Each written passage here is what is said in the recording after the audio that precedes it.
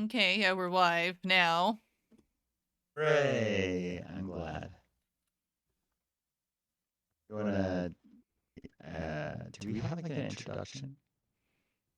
Yeah, we can have an introduction. Hi, I'm Kisa. Welcome to my channel. Today, I'm here with Robo. We were going to finish Kirby Super Star. Sorry for the delay. We're kind of waiting to be able to start the game at the moment. But before that, we're going to be just chatting for a bit. Hello. Yes. Sorry for the delay, y'all. I'm going to apologize to y'all. But yeah, we're just doing a chatting thing right now. So I'm gonna ask some questions, and we're gonna just chat. We're just gonna be real. Um, so I've noticed that Kissa, that you've been playing a new game. Can you tell me a little bit about it? Well, yeah, I was excited like for this game to come out, and I mean, it started with one stream of it on Friday instead of what has usually been Splatoon 3 for me. It's like Princess Peach Showtime. It was Oh, there's really an echo for me. oh, an Unless that echo. was intentional. I wonder how that's happening. Or maybe there is, maybe there isn't. Hold on, I gotta check Oh, this. I think it's on my end because I had you coming through maybe multiple channels for the audio accidentally. There we go. I Ah, think we're yes, better. that happens. Yep, we're better. Yay, we're better now. Let's Yay. go. Yep, We did fixed. That's it. what I Thank you, thought. Yep. Ian. Yeah. Thank you, Ian. Thank you. Ian. Yes, we will continue. Um, yeah. Now that the echoing robo has been fixed, yeah, I've been looking forward to like Princess Peach Showtime, the game, for a while now, because it's been rare for Peach to have her own game, especially one that she's involved in where, um, she's not just standing there getting kidnapped. So this is nice with her like being so versatile, doing so many things. Like, okay, Yeah. in the first one, in this first stream I did, okay, she was a sword fighter, she was a chef, not a chef, a baker, um, a figure skater, a detective, a masked thief, a ninja, a cowgirl. Yeah, that was pretty fun. Yeah, that sounds like a lot of fun, honestly. Just it I'm not gonna make the comparison of like how Barbie has a bunch of different jobs. I don't know if you ever gone to like a toy store.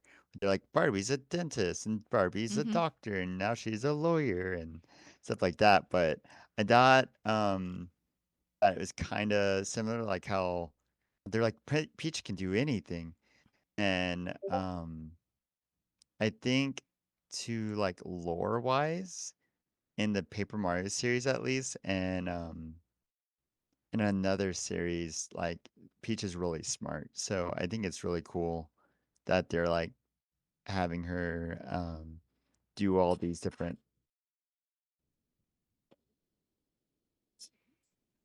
Whoa, my phone just started like freaking out. Sorry. But yeah, I think that's super cool that that Peach is doing all these different things because like we've never seen, we don't get to see Peach um not in not pink.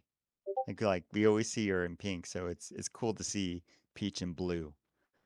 Um, I think Well, personally. yeah, and in other sorts of outfits too, doing all sorts of other things we've not really seen her do before too. And yeah, I understand. I totally get that comparison to Barbie and all the things she can do, like all those different Barbies you see around. I totally get that comparison, and that works for me. Because kind of, I feel like, especially in this game, they're trying to show that Peach can do all sorts of different things finally, instead of just making her be that princess who gets taken away by Bowser and Mario has to go find her. Yeah, I just find it nice that they're Right. giving her, all these cool things to do, and she's the main character, and she's the one saving the day this time. Yeah, I think that's pretty cool. I think that it's fun. I've seen some reviews and heard some things. I haven't played the game myself, but it seems like it's pretty family friendly. Um, there is some challenges like do this and this without getting hit or something like that. Mm-hmm. But like I heard that they get through the main story and anyone of all ages can really just get through the game pretty normally. It's not much of a struggle because I think Mario games sometimes struggle with that. Yeah, Um, they do though I could be sometimes. wrong. Mm-hmm. I could be wrong. Kids are incredible. Some people are like, "Oh, I was 7 years old when I beat Mario Sunshine," or "I was 8 years old when I beat Mario 64." I'm like, "Wow, I barely knew how to tie my shoes." Like, yeah, hi mom, how are you doing? Yeah, girl power. It's great. Mm-hmm. I love it. Yeah. So I very much think that's awesome about this game, and it's even just fun doing all these different sections that, of course, based on the theming of the game, are um like you're going through a play and you're playing this lead role in the play, and that what you Mhm. are changes what you end up being able to do. Yeah, that's very fun too, because as a detective, there's an action you can do where you like look at something suspicious and try to see what's going on with that or check it out. And as the cowgirl, you can like rope things in certain sections of the game. And there's a part where you're Uh, riding a horse, and that's fun. that is really cool. I'm gonna say I think they should do Mm-hmm. that more with um video game like there's a game called Red Dead Revolver or something like that where they have like a horse. But like other than that, I don't feel like I don't feel like good old hey, I'm gonna go in a saloon and I got some rope and I'm gonna entangle some bad guys or I don't know. I feel like the Western um in like a cartoony sense vibe just it's not as present as it used to be. And it's nice to see it come back for sure. I do have a question though. Do you think that Peach bakes most of her cakes in her chef outfit, or do you think like she bakes them or baker outfit, or just regularly in the dress? I don't know. I guess before I would have like thought just in her standard dress, I guess just thinking about things like Super Mario 64 with like that opening scene with the cake and everything that she made for Mario before getting kidnapped, I presume. But after this game, I would think, oh, probably that like baker outfit is actually kind of cute in this. And yeah, that section was fun too, where you're just gathering ingredients and baking things and trying to decorate cakes for part of the game.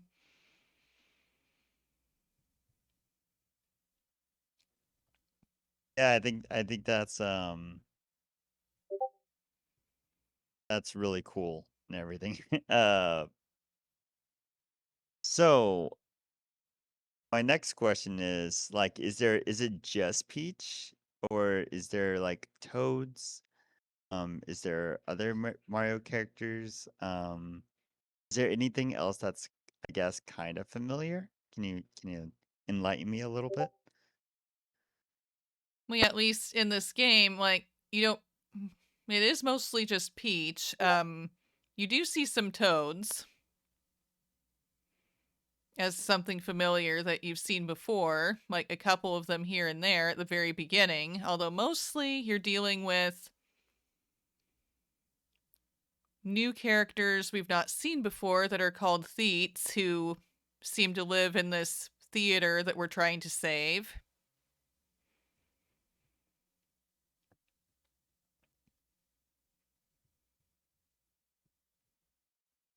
No,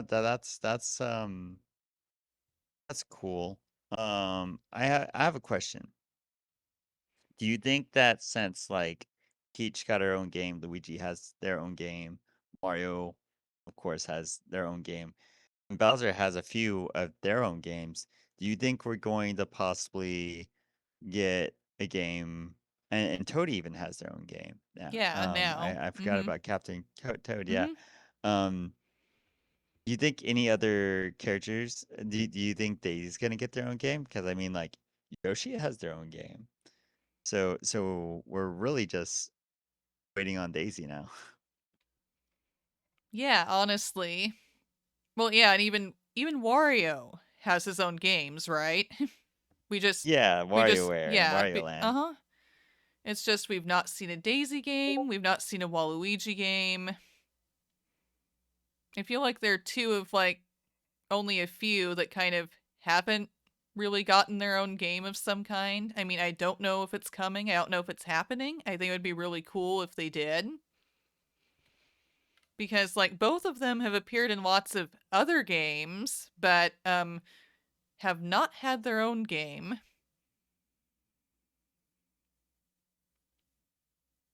Yes, I think that would be really cool. Now, I don't think that sadly that Waluigi is ever going to get their own game. Um, apparently in Japan, like Waluigi is just the most least popular character, known as like a joke character. I don't know exactly why, but it's really the Western audience and the European audience that loves Waluigi. So it's like it's a huge thing. Um, and I don't know if it's like a culture thing or not, but I do find it fascinating, to be honest.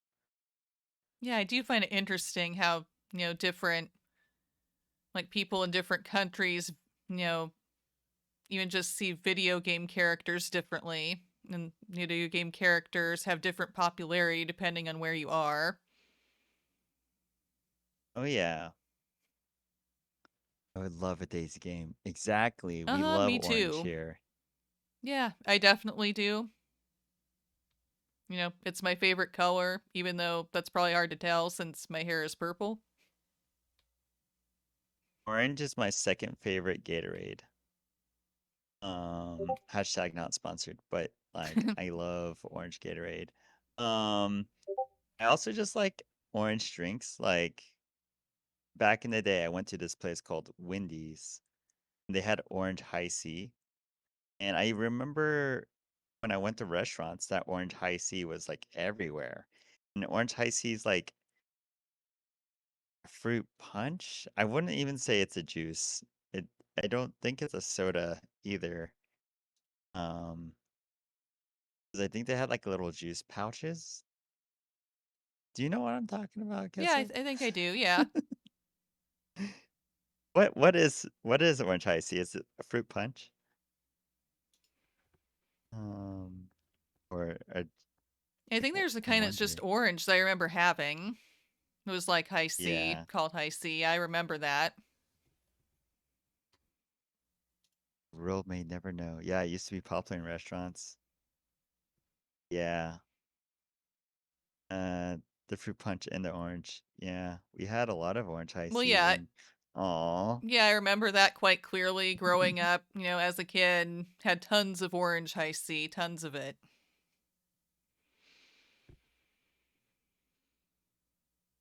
Um, well, is there anything that you would like to say before we get into the game?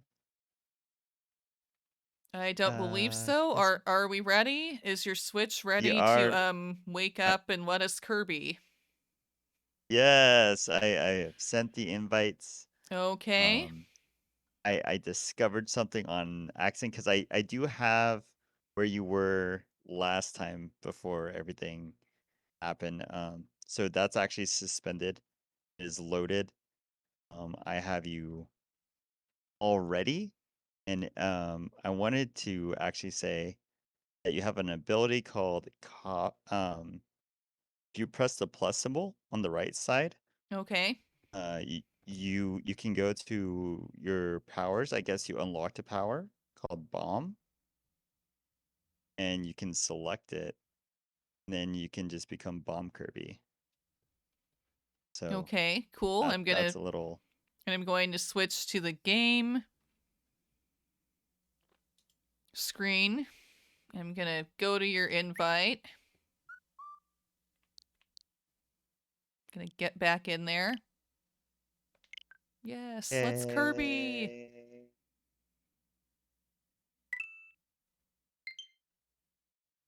I'm so glad you had a lot of orange high C back when you were young. Mm-hmm. Um, little. Uh, you know, I had high C, but I also had this thing called Crystal Light. I don't even know if they make it anymore. I think they do Um, actually. but I have not had it in years. How do I know that there's a way? Um, did you do?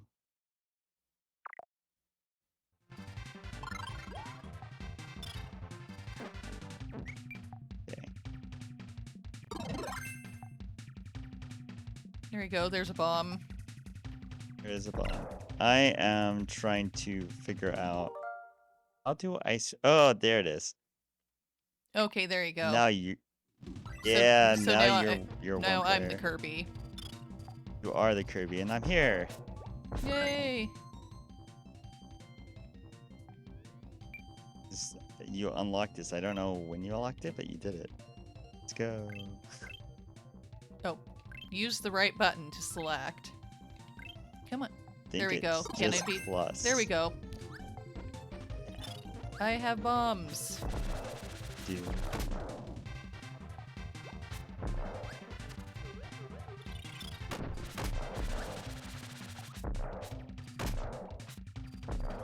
By the way, hi Crush. Hi, Crush.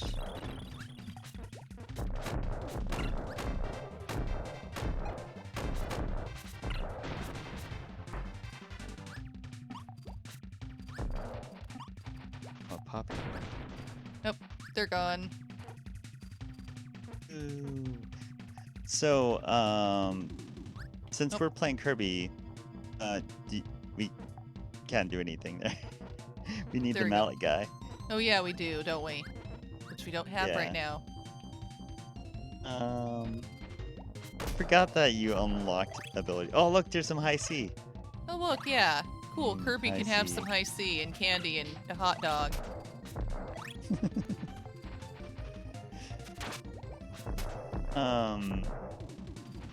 I did ask you, did you watch the cartoon? I didn't. Okay. So the cartoon explains a lot about Kirby and Kirby lore. If you didn't know, Kirby is something known as a Star Warrior. Like that's their race or whatever. And the reason why Kirby can just continuously eat things and then like kind of suck up their powers. It's because there is a galaxy, like the Milky Way galaxy, which is the canon galaxy that Kirby's from. So I guess ours.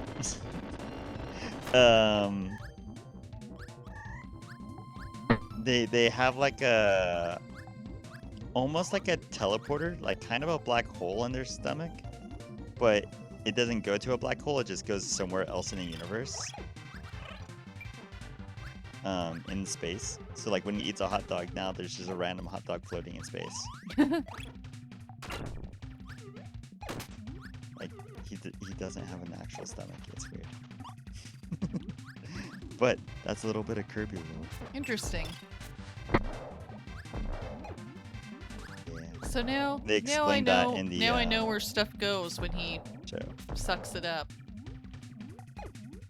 Yeah, I think that actually helps explain a little bit of like why things turn into stars as well.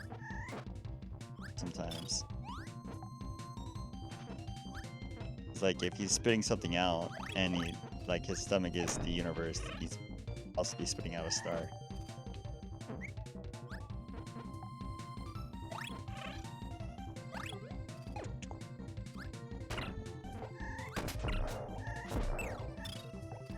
Oh, I noticed it says like helper and it says Calvaveros. Is that like the planet's name or is that like I don't know. I don't know either.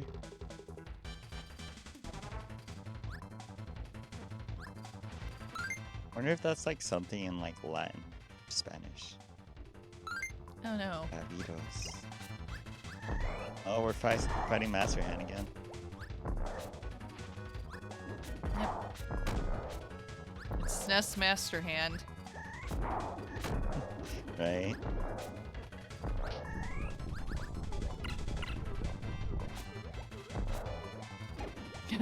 Crush says it's a planet full of caves, so KIRBY'S. Lol.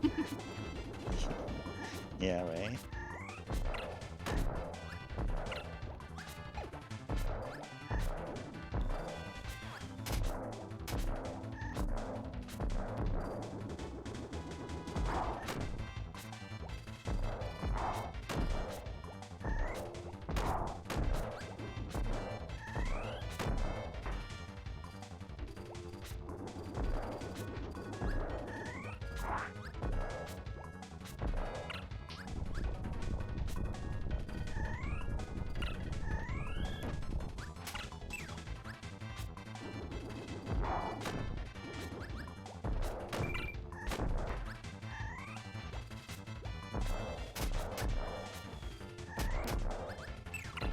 Here we go.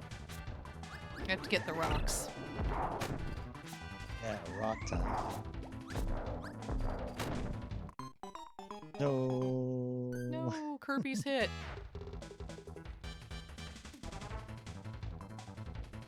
Good luck.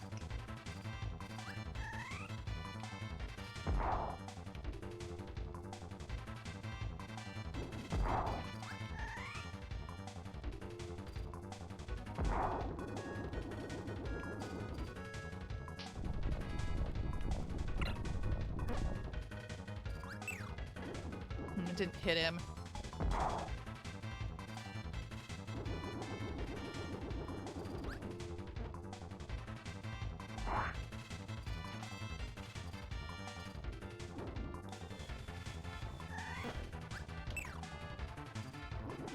Where am I supposed to So hit talking on him? about like all the new things that are happening Mhm. this year and last year.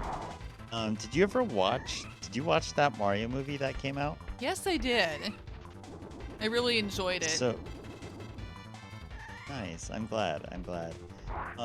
Did you find anything strange about the movie though? Particularly.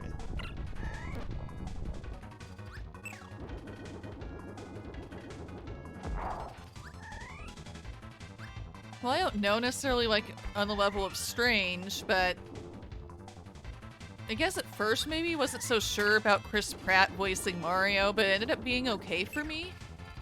You know, obviously I'm used to his Yeah. regular voice actor voicing him. Even though I know he recently stepped down from that. Yeah.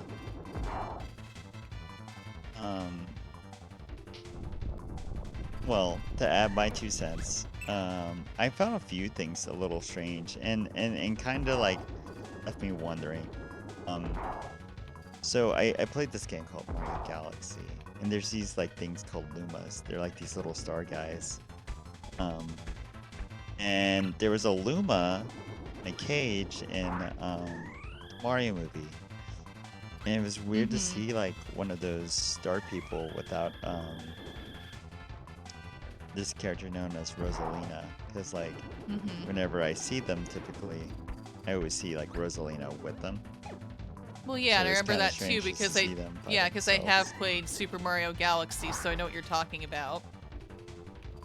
Yeah, it was interesting to see one of those without her. I don't know, and that one seemed pretty depressed too, from what I remember. Yeah. Oops. Oh no, what's your hand got you? Game over. Come on, Kirby, wake up. Can you press plus? I'm trying. Is it going? Hey, Oh hey, no. hey, game. Let me get my bomb. No? Oh, No? no? That's weird. It's not letting me. That's so strange. I don't think I pressed X. Maybe I pressed X? Oh, there we go. Apparently I Hey, pressed X. Here, you oh, got bombs. okay, I hit the hands, not the face. I guess that makes sense. Hey, come back here.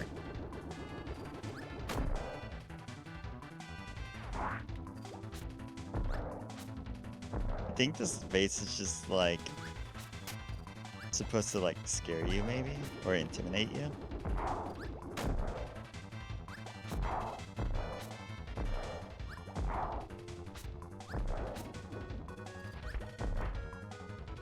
No, I'm gonna be real. I know it has a face, but I'm like looking at the green jewel part and it looks like Yeah. just like a little face with like a big green nose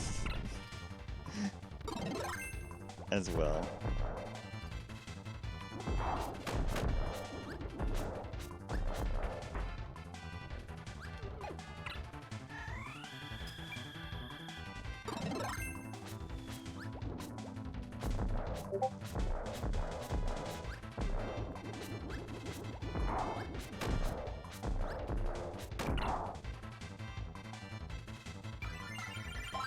Oh, there you are. No, Kirby. Oh. Here this time. Now I know what to do. X worked. There we go. Hooray.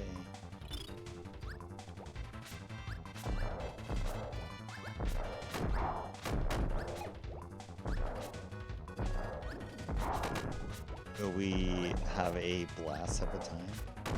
Think we will. Yeah, I think we will too. So, fun fact, did you know that the second game Wario ever was in was actually a Bomberman Wario crossover? No, I did not. Yeah, it was on the Game Boy. It's called Wario Blast. And it was very strange to see. It's like, I think they tried to make like Bomberman more like iconic, but then it just didn't do anywhere like it had the opposite effect of like Waluigi. Like it was super popular in Japan, but everywhere else it just kind of like floated around and didn't really go anywhere. It's like, oh, okay, cool. But yeah, it is kind of fascinating though, like what becomes popular in some areas and what doesn't.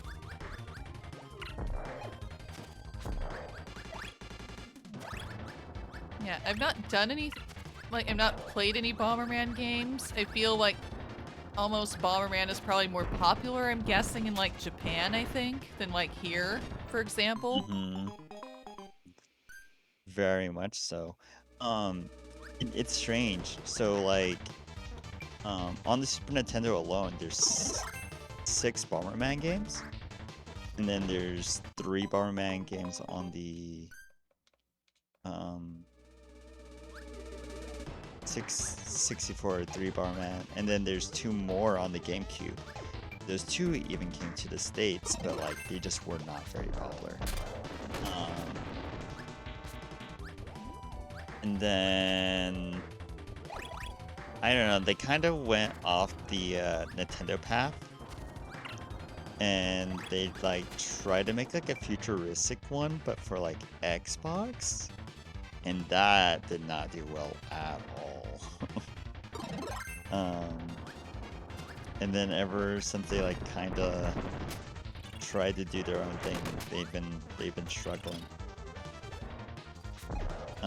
But I think they just, I mean, they came out with Super Bomberman R and then Super Bomberman R2, which has a lot of voice acting, which is kind of cool. Hey, we're invincible now. Yay!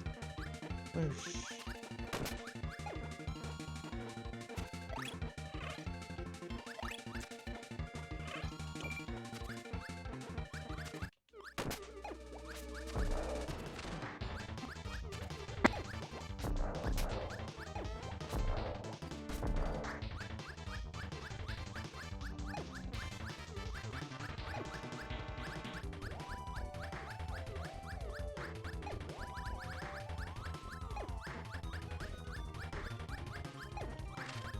Yeah, is there some? It's like there's some kind of wind blowing me back here, or something. There is. I think Come you on, have to Kirby. like start. You have to drop a little bit, and then go up. Okay, I see that. Come on, Kirby. But luckily, there isn't like a bottomless pit, so it's okay.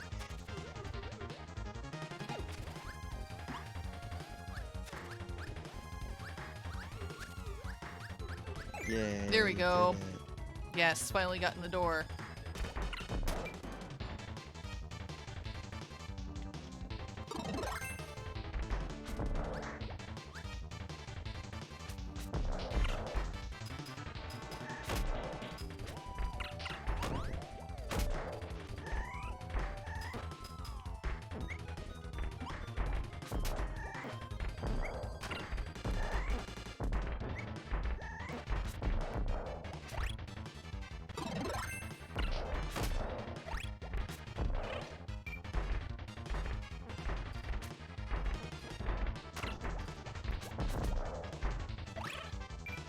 What's gonna happen?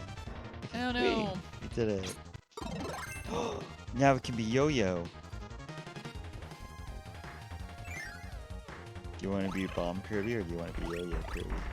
I know. I think me, Yo-Yo Kirby will let me. Yeah, it will let me. It'll let me choose. There we go. Let's go, yo-yos. It's so fun to use a yo-yo against enemies. Seriously. Yeah, I just find it fun and I got amusing. me and my Duncan. It's seriously why I like Yeah. sometimes trying to play Ness and Smash, even though I'm not good at recovering with him at all, because that's kind of complicated. But, I love using the yo-yo. Yeah. I love the yo-yo. That's very fun. I think it's just something that like tells you like what type of age it came from. Because nobody really plays with yo-yos very much now. I mean, we got like these things called cell phones. Mhm. Kind of crazy. But yeah. Nope, switches again. Yeah. Ooh, Luckily, the yo-yo I can hit it right The yo-yo can hit the switches. That's cool. there. Yeah. Makes things really easy. Oh, a special move, down up B, says Crash.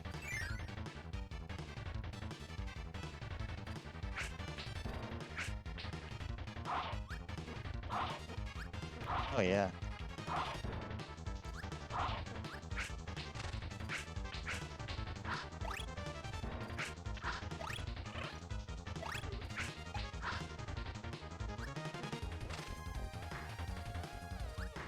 Down up B or down up Y. Oh, there we go, down up Y, I think. He spun on his head. Yeah, it's down Kind of up looked Y like for us. breakdance. Yeah. Kind of looked like breakdancing there for a minute. Hi, Bugsy. I knew you.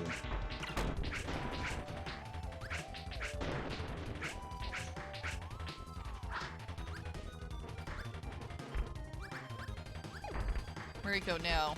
Does the magic elevator go up higher? Maybe.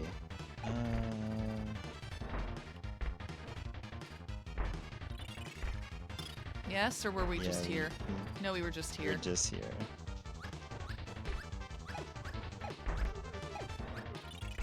Oh, well, where are we going? Everywhere. Fighting the plasma. Yeah, fighting the plasma guy. Here we go. Wearing our hats backwards. Fighting the fighter.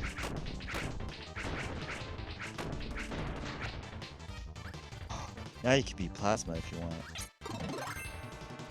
Fun, that's a good one too. I love that you can just charge yourself with static energy. Yeah. I think there's a episode of Magic School Bus where like they needed to like conduct electricity and somehow they did that. Which I don't think that would actually work. Yeah, I'm not so sure it would. I mean, I loved Magic School Bus growing up, by the way. One of my favorite things. That's cool.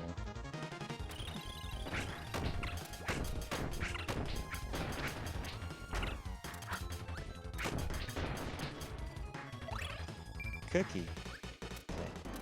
I always felt like Ms. Frizzle would, like, if she were a real teacher in real life, she'd be, like, the best teacher ever.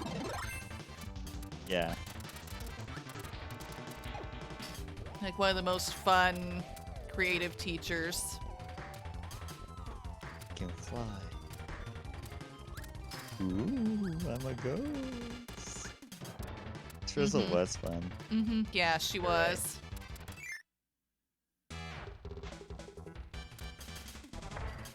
No, no, not the lobster. It doesn't even look like a lobster. Right? Can be whatever it wants to be.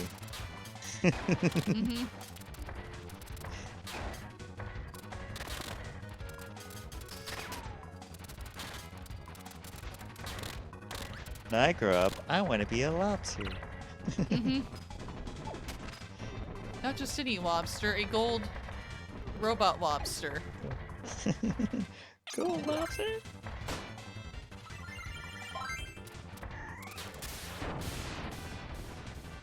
Did it.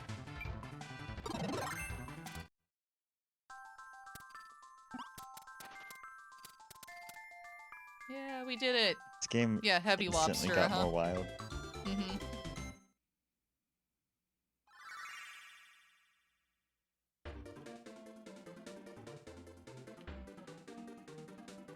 Where do we go now?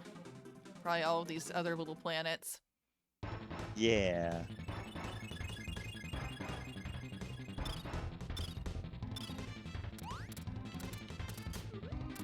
It still is a little shocking to be like, wow, this is like 1995? Yeah. Kind of like advanced. Well, yeah, more advanced with the graphics and everything than I would have expected, really. And they look, even with this, they look so nice. Oh, Kirby, where'd you go? Oh no. Yeah, they're like very animated. The background's like shining. They're able to put like a bunch of things on the screen at once without like lag really happening. I don't know. They must have just had to do a bunch of different techniques. Because if you don't know, like one of the biggest hard drives back in the early 2000s was roughly 1/10 of a gigabyte. And so like these games are not very big. Oh, no, which I guess I find kind of surprising, even though they are older games.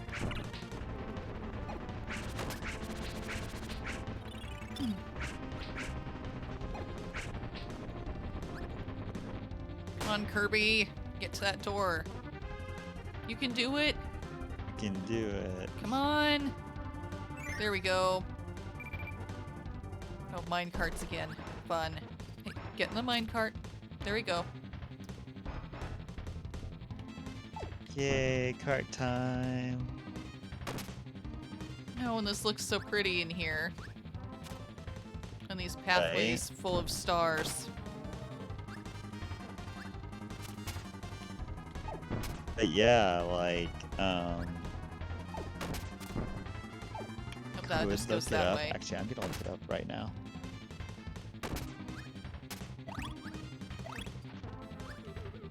How much space was these?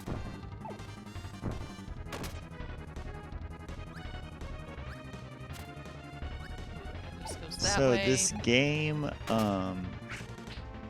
which composes of like 5 games, is roughly around 50 megabytes.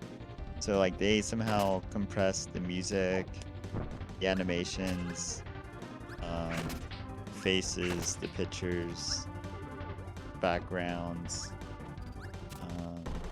all the different characters, and like they scripted everything, and then somehow compressed it in under 100 megabytes. And now like every game is like, I don't know, like 4 gigs. Yeah, all Like, sorts of games now are like huge in comparison. Some even bigger than Yeah. others. Like, Yeah. I know there are games like Baldur's Gate 3 that are like really, really big. Now.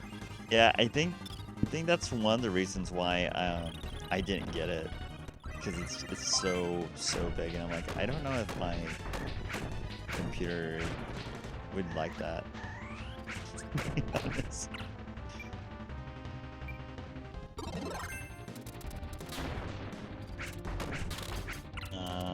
As much as like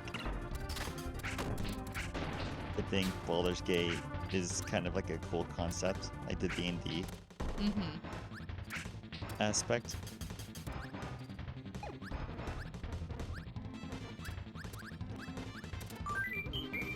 Oh, why not? I didn't even think about going back here.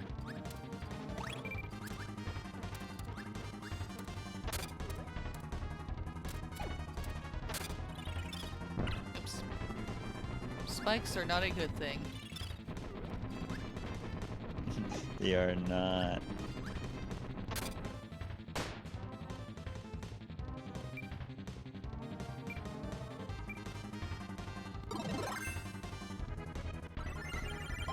I'm gonna take that. And I can be Plasma 2. That's one. Yeah. Kirby, come on. Come on, you can do it.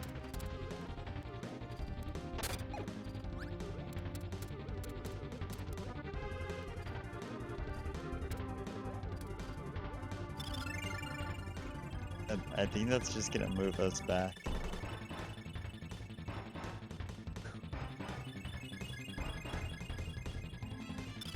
Just put us back by the door. But you know what? Yeah, because this is where we're supposed to go.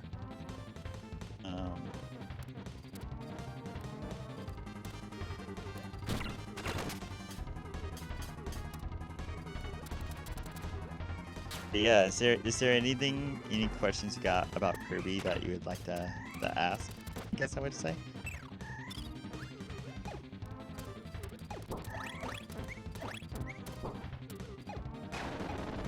I mean, Got well, I any- figure, like, I guess I'm not sure. Like, I know you said something about his lore, about his origins, like him being something called a Star Warrior, like, that's supposed to explain things like stuff he eats appearing in some outer space, almost maybe pocket dimension. Yeah, I kind of like figure, a pocket. I mean, I figure that's supposed to like be the reason why he has the ability to, like, copy things he eats, too. Yeah. Not all Star Warriors are like that. Just like one in, like, basically a million. Meta Knight is also a Star Warrior, which is why when you broke his mask, he looked kind of like Kirby. Oh no, the evil Oh, pop-ups have returned. Pop-ups. No, You're gonna tell not me the how... pop-ups, no. Let's save $2 on car insurance. By clicking on this ad. Evil Knight. No, we don't want to buy your cereal, sir. Right?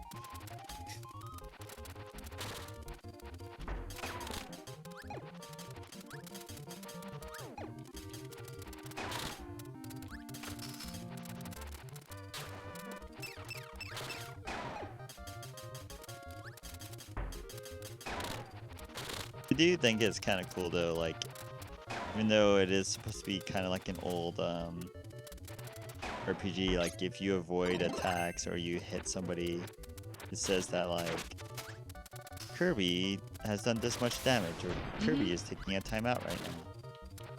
Yeah, I like that about Oh, we're fighting these a dragon. sections, yeah, with the pop-ups. I still love all these details that they put into these things for this game that I honestly didn't expect. For, like, a game that was originally on the SNES. Yeah. SNES was pretty advanced.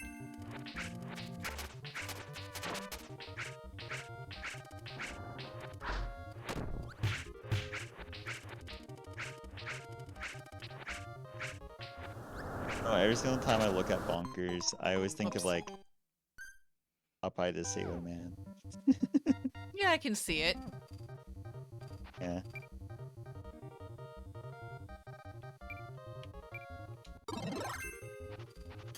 Popeye the Sailor Man. Yeah, you always like these old school RPG bosses, Crash and the 8-bit boss music. Yeah, that's fun. I actually like that too. Yeah, absolutely. And I feel like this is creative with all of the pop-ups that you're supposed to be fighting.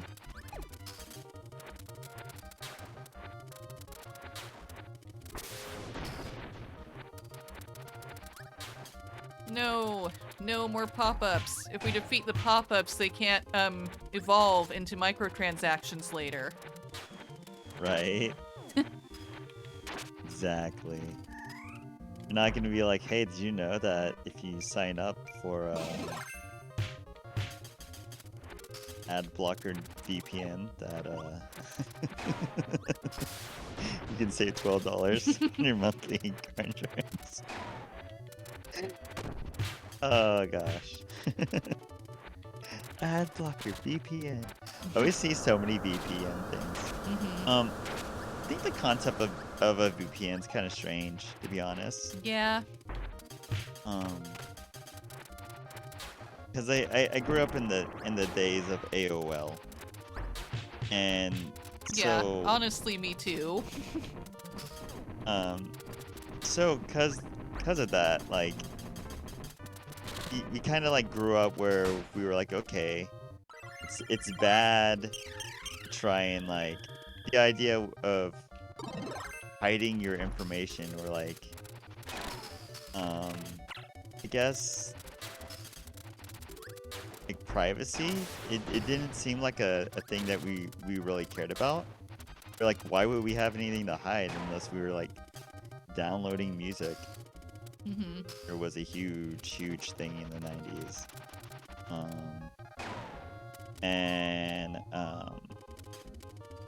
So we were like, oh yeah, we'll sign up for every single email place and give them our emails. And I don't remember the internet ever asking me like, where do you live? Where's your address? I just remember like a name,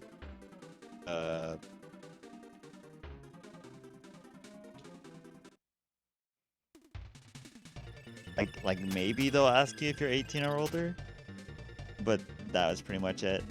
Now, it could have probably just been because I was like on sites like Neopets And Yeah, I then remember when I doing got Neopets older, too.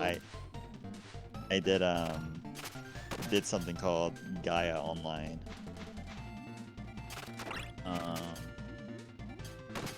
And I played a few MMORPGs back when I was younger as well. Yeah, I There was didn't. one called Fiesta. Oh, what was that Wait, one like? wait. Well, yeah, I was just saying Okay, Yeah. I'll let you say your Yeah. stuff first. Yeah, I was just saying I didn't start like playing MMOs when I was younger, like you did. The first one I played was more recent, like only starting a couple years ago. That was Final Fantasy 14. Mhm. But like, what were the ones like that you were trying? So the first MMORPG I ever tried, it was kind of like this in a way. It wasn't exactly like this, but it definitely had like early PlayStation Super Nintendo graphics.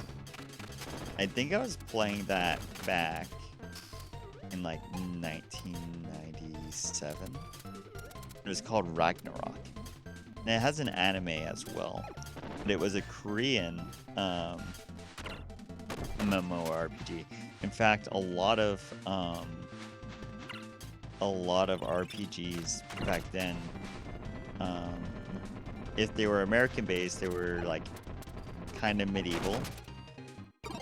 But if they were kind of anime like, there was like a few Japanese one, but for the most part they were Korean. They just like had the larger market for it. But Ragnarok was really fun. It was very complicated, but super fun.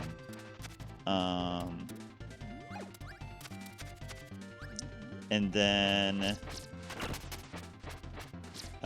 if we're talking about like American base or Canadian base, there was one called Adventure Quest, which was like a side scroller one.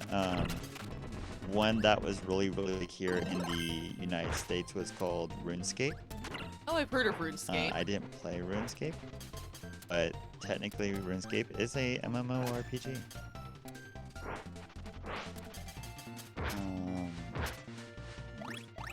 You know, it's kind of strange to say, but even technically Neopets is as well.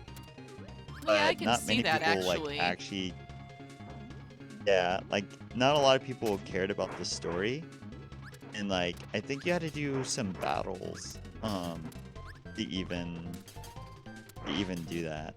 Cause like in Neopets you had something called a shop.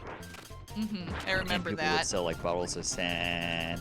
They would have like background images that would float in the background, and they would probably put like, I don't know, some anime characters dancing, or like a cat doing a little gif in the background, or they would just be a lot of distractions on the screen. But it was kind of cool, you know. If you knew how to do script, you could just pretty much make anything a background in your shop.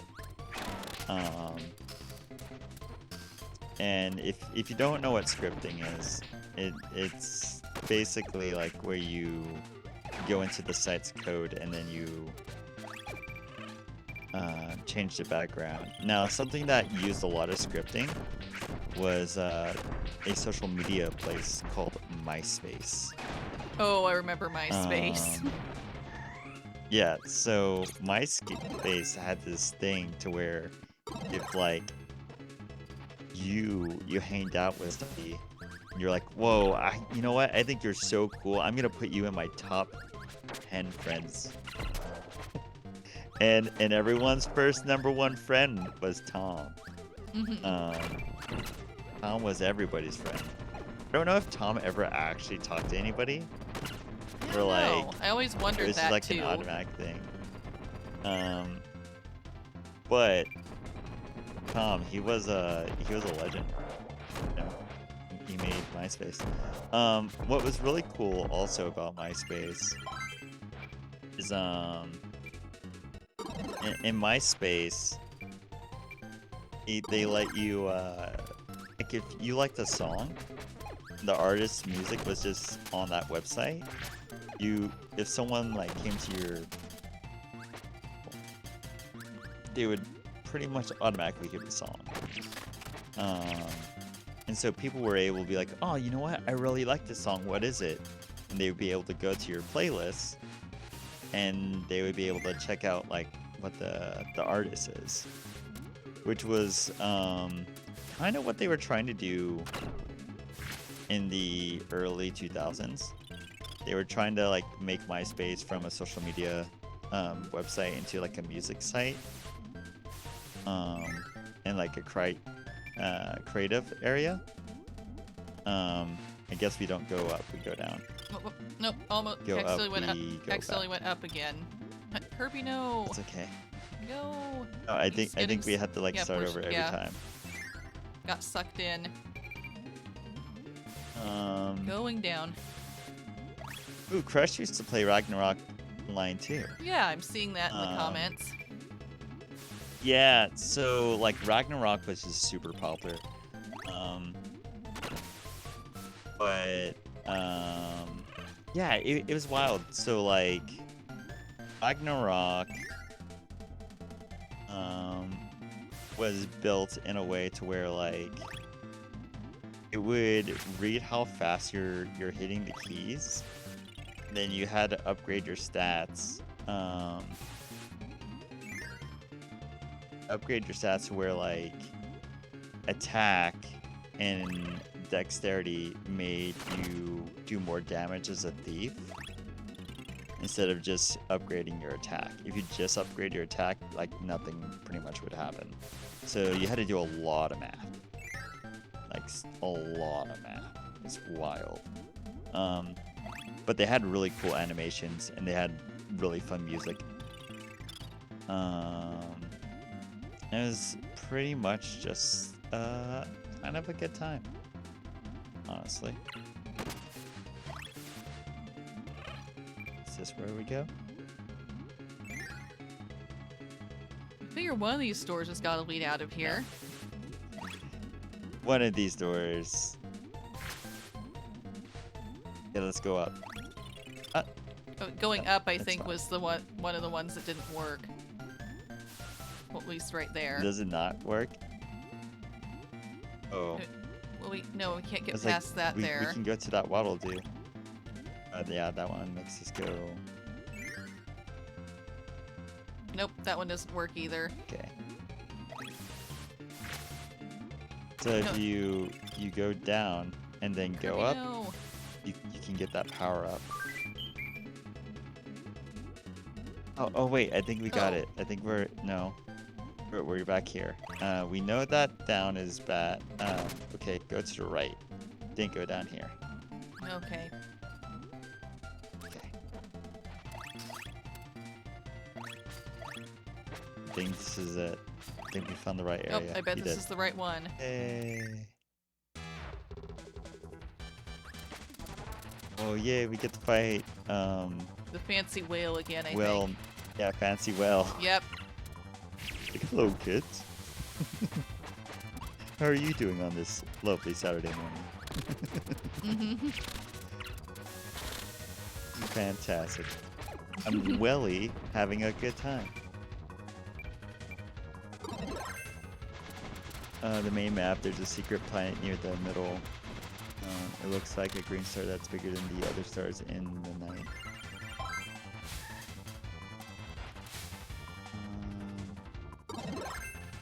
Actually, I let the play on private servers. Yeah. Yeah, I know what you mean. I haven't played Ragnarok in 20 years, pretty much. But yeah. So yeah, I started playing MMOs technically really young.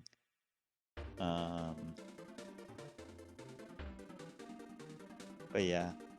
So is he talking about like a secret planet like right there, like the green thing in the middle?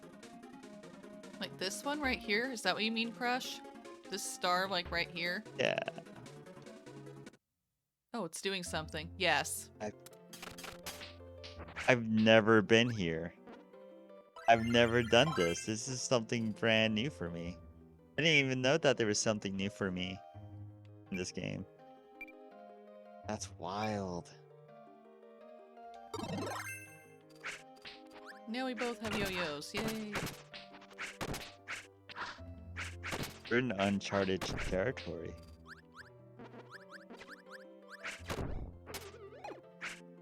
Thank you, Crush, for showing me something brand new. Yeah, that's cool. It's where the copy ability is. Cool.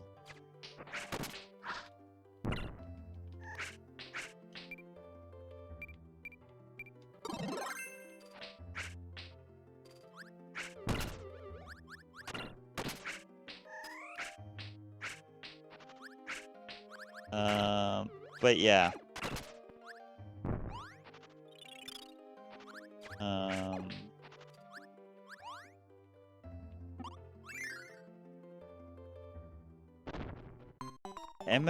Whoop. Oh, I guess we're supposed to fly right there.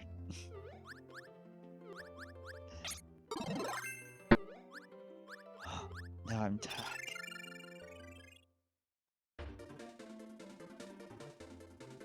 Cool. We got the copy ability.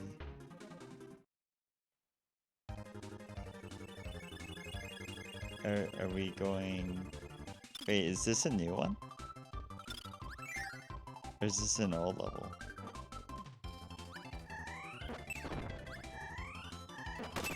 This is a level we haven't, or at least Wait, I haven't done. I haven't done it. Okay, I haven't done it either.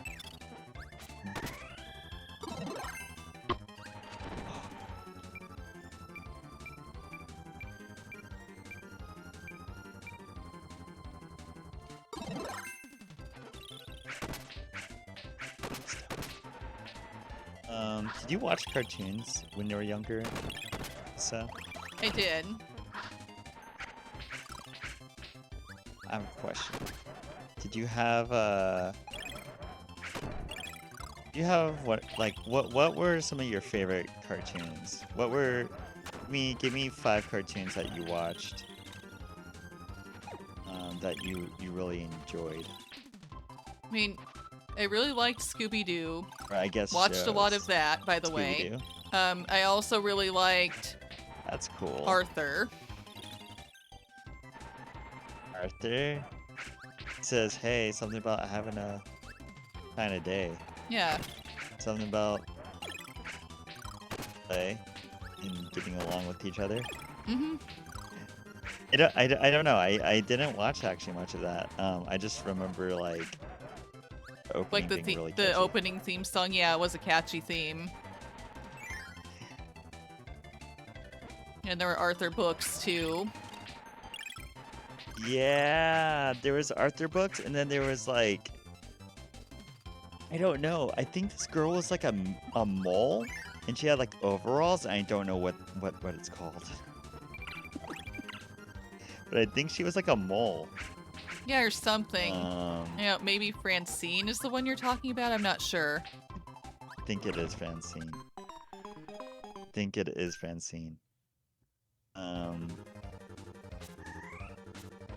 I used like when being like young, like a lad like that. I watched Little Bear, and I watched Franklin. Yeah, I think I remember I don't know those if you too. ever heard of those? Mm-hmm. Yeah. Those were fun. Like Little Bear.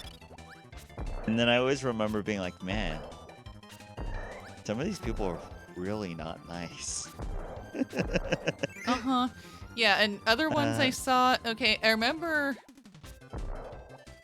Okay, I saw a lot of, like, Disney cartoons, too.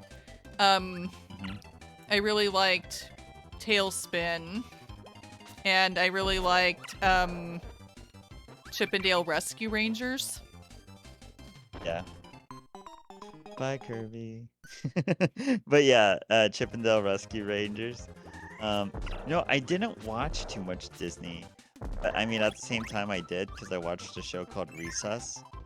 And I watched a show called Pepper Ann. She was 1 in a million. Um, but yeah, and there was this show called As Told by Ginger, and I didn't watch that one. But I wanted to. It just never came on like when I wanted to watch it.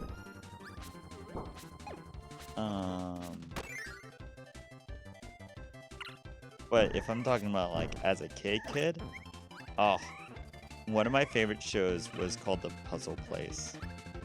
And I think I just like the aesthetic of it. I was like, look at all the colors, they're so cool. And I was like, that person has colored hair, and I didn't know it was a puppet. But like I mean, I don't know. I think I might have thought it was like a suit. But yeah, I love The Puzzle Place. I mean, not animated, but I definitely saw a lot of Mr. Rogers' Neighborhood and Bill Nye the Science Guy. Oh yeah, I always thought like their music videos were like really corny, but like it's kind of fun at the same time.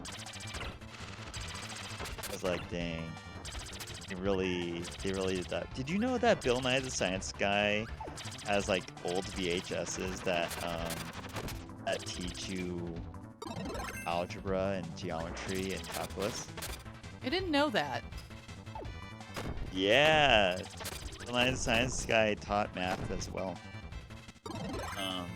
The only reason why I know that is because my like library had it, and I have a sister that needed help with school, and she saw that Bill Nye the Science Guy taught geometry and algebra, and I was like, what? I didn't know that, and so I watched it with her, and I was like, that's crazy.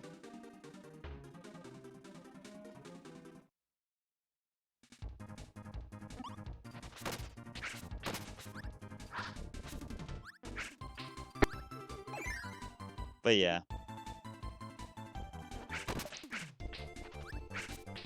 Oh, I see what happens. Like we go through this like door, and then we get teleported to like the second plane. So like you see those hills? If we go like through this door, yeah, I we're see. gonna go where those hills are. Yeah, I see that. Or no, I think what happens it changes the season. Yeah, it kind of looks like that's what it does. Before it was green. Yeah, and now it's like fall, and so like yeah. It's cool. Yeah, it is cool. Yeah, that's funny. It's became like winter. Oh, and there's always ice. Hey, where's this store gonna go? It's gonna go to the fighter power up.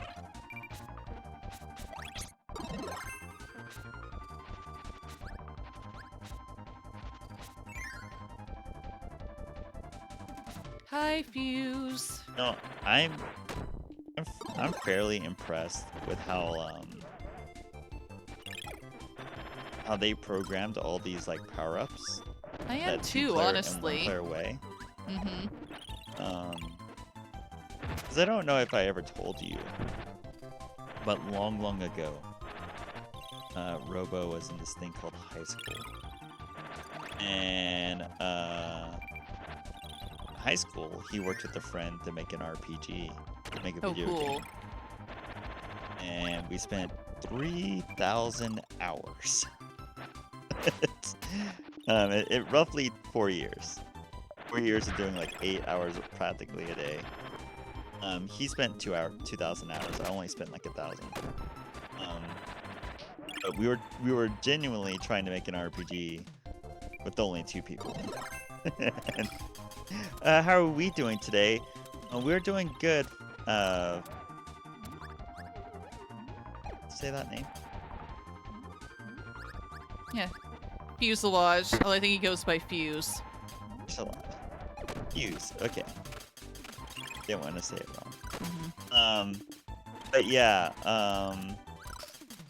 So I was making an RPG. Oh, I'm good though. Good Fuse. Yeah, look at that little emote. It's a beautiful emote. Keep sharing it with us.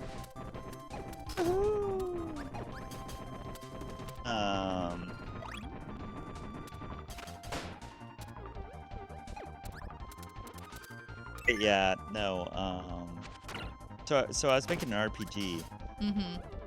And when I made that RPG one stormy night on a Windows 98 computer, let's just say that my data got fragmented because of a lightning storm. And I was able to recover up to 300 hours on my end. And my friend, because we were both we weren't even 15 years old at the time. So we didn't have jobs, and the biggest flash drive wasn't even like a gigabyte. Wasn't even like it was like roughly like 250 megabytes was like $100 at the time. which is a little wild to think about now, you know. How expensive memory was back then.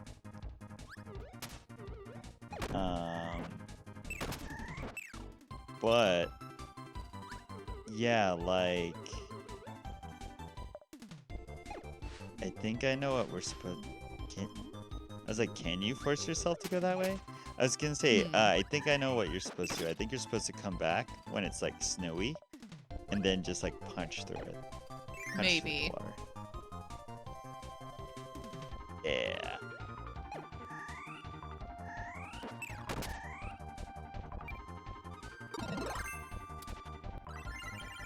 Thank you for bringing me back. Yay.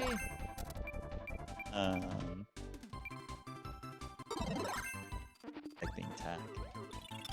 But yeah, that works. So you can actually get through there this time. Yeah. That's cool. They made it that way, so you have to think about changing the season to get through the level. Right.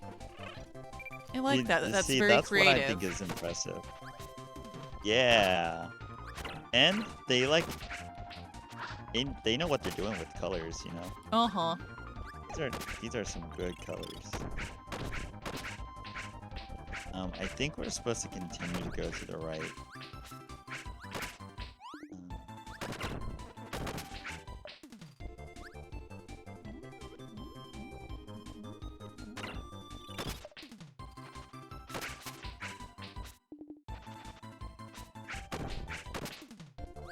Okay, so we need to make it autumn. Yeah, so the tree isn't in their way.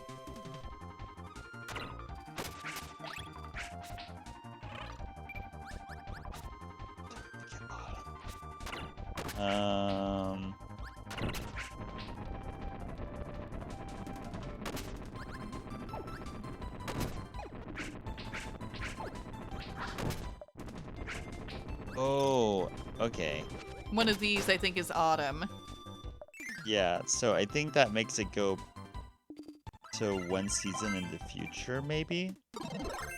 So, like...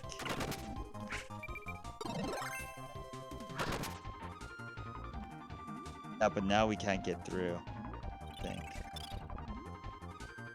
Well, yeah, because here the water, we can't get through it. So I think we need to make it spring and then come back up here.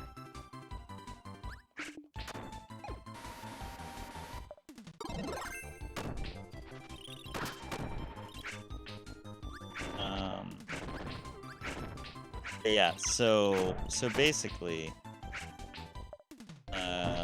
sad story. Wait, no, we can just go through. Just don't go through that door.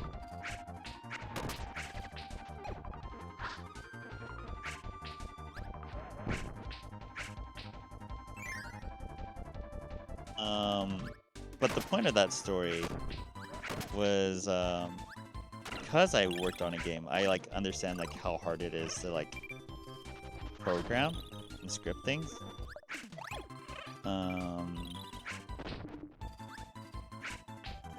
Because like you have to do certain input for like teleportation. So like when they're changing seasons, they're actually transporting to another map that is quite identical.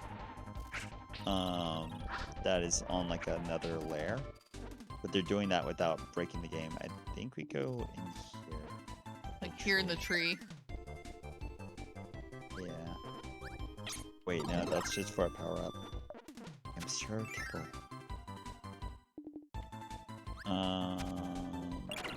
Here? I don't know. Oh, can we just continue to go right now? No. Need it to be. What happens if we go down here? I'm not sure. But yes. Hey, this works. Comes auto. Hey, look at that. We figured it out. Yay! Oh, here are the trees. Okay, we don't believe in Arbor Day.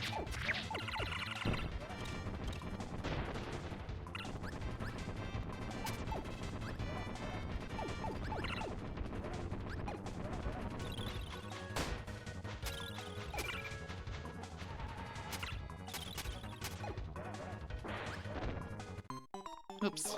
Didn't realize it was gonna do that. Never seen it do that. Come on. Come on, Kirby. This isn't the end. Gotta keep going. Thanks for lurking. Yep. Thank you, Appreciate Fuse.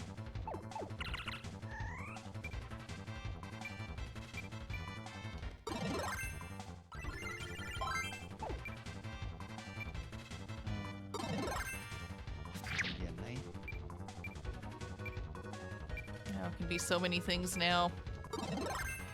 Right.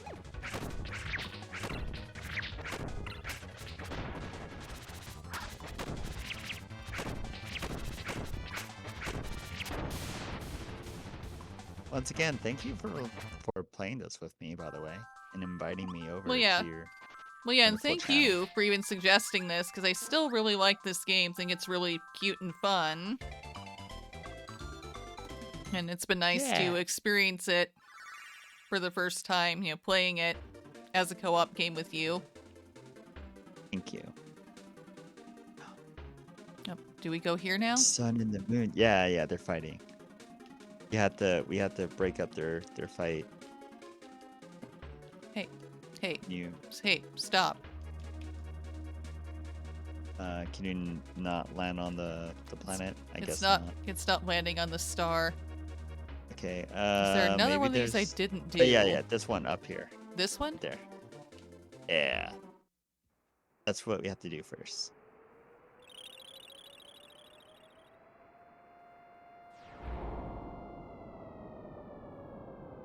Ready. I will grant you one wish. Well, I want to control Popstar. 3, 2, 1, blast off. Wow, it worked. Sun Moon are fighting. Go find Nova. All my plans worked. Popstar's all mine. Now I can do anything. I must be going now. Ha ha ha ha. So, basically at the very beginning of this game, this guy's like, Kirby, we gotta save the moon and the sun are fighting and we need your help. And he like made this giant plan for Kirby to like go to this ship to grant a wish. And now he became like an all-powerful deity. And now he's trying to take over Popstar, which is Kirby's planet. Well, yeah, And we I've have to seen. stop him. Well, I've seen Marks before, but not in an actual Kirby game. I've seen him in Smash as a boss. Yeah. For I think Kirby's route in the solo player part of Smash. So I didn't really So know yeah, what this was is up with how he him. gets his power. Okay, that Yeah. makes sense. He was just a pink clown ball. Then he tricked Kirby. That's pretty much it. Now we're playing like one of those old gritty-ass games where like we're side scrolling and we're not trying to hit the top or the bottom.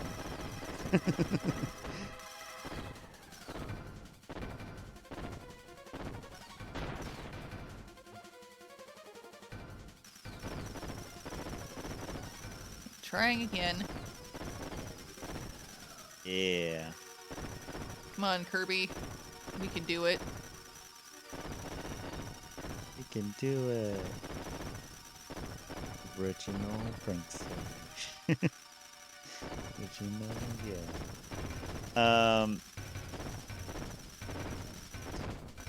Oh yeah, so the story between like kind of understanding like scripting and compressing and all of that went to a place called EB Games very shortly after that happened. All a football game for $1. And I said, you know what? I don't think I'm ever gonna make video games. I think seeing a game for $1 on the shelf made me just be like, yeah, I don't think I ever want to make video games. Yeah, me neither. And like, interesting that you mentioned doing things with like games or any kind of coding, because like at one time a couple years ago, when trying to find another job, I went through a software engineering program. And well, I wasn't really sadly able to get a job doing that after going through that program. But I just realized how tough coding is through that. I have great respect now, especially for anybody who does any kind of coding, to be honest.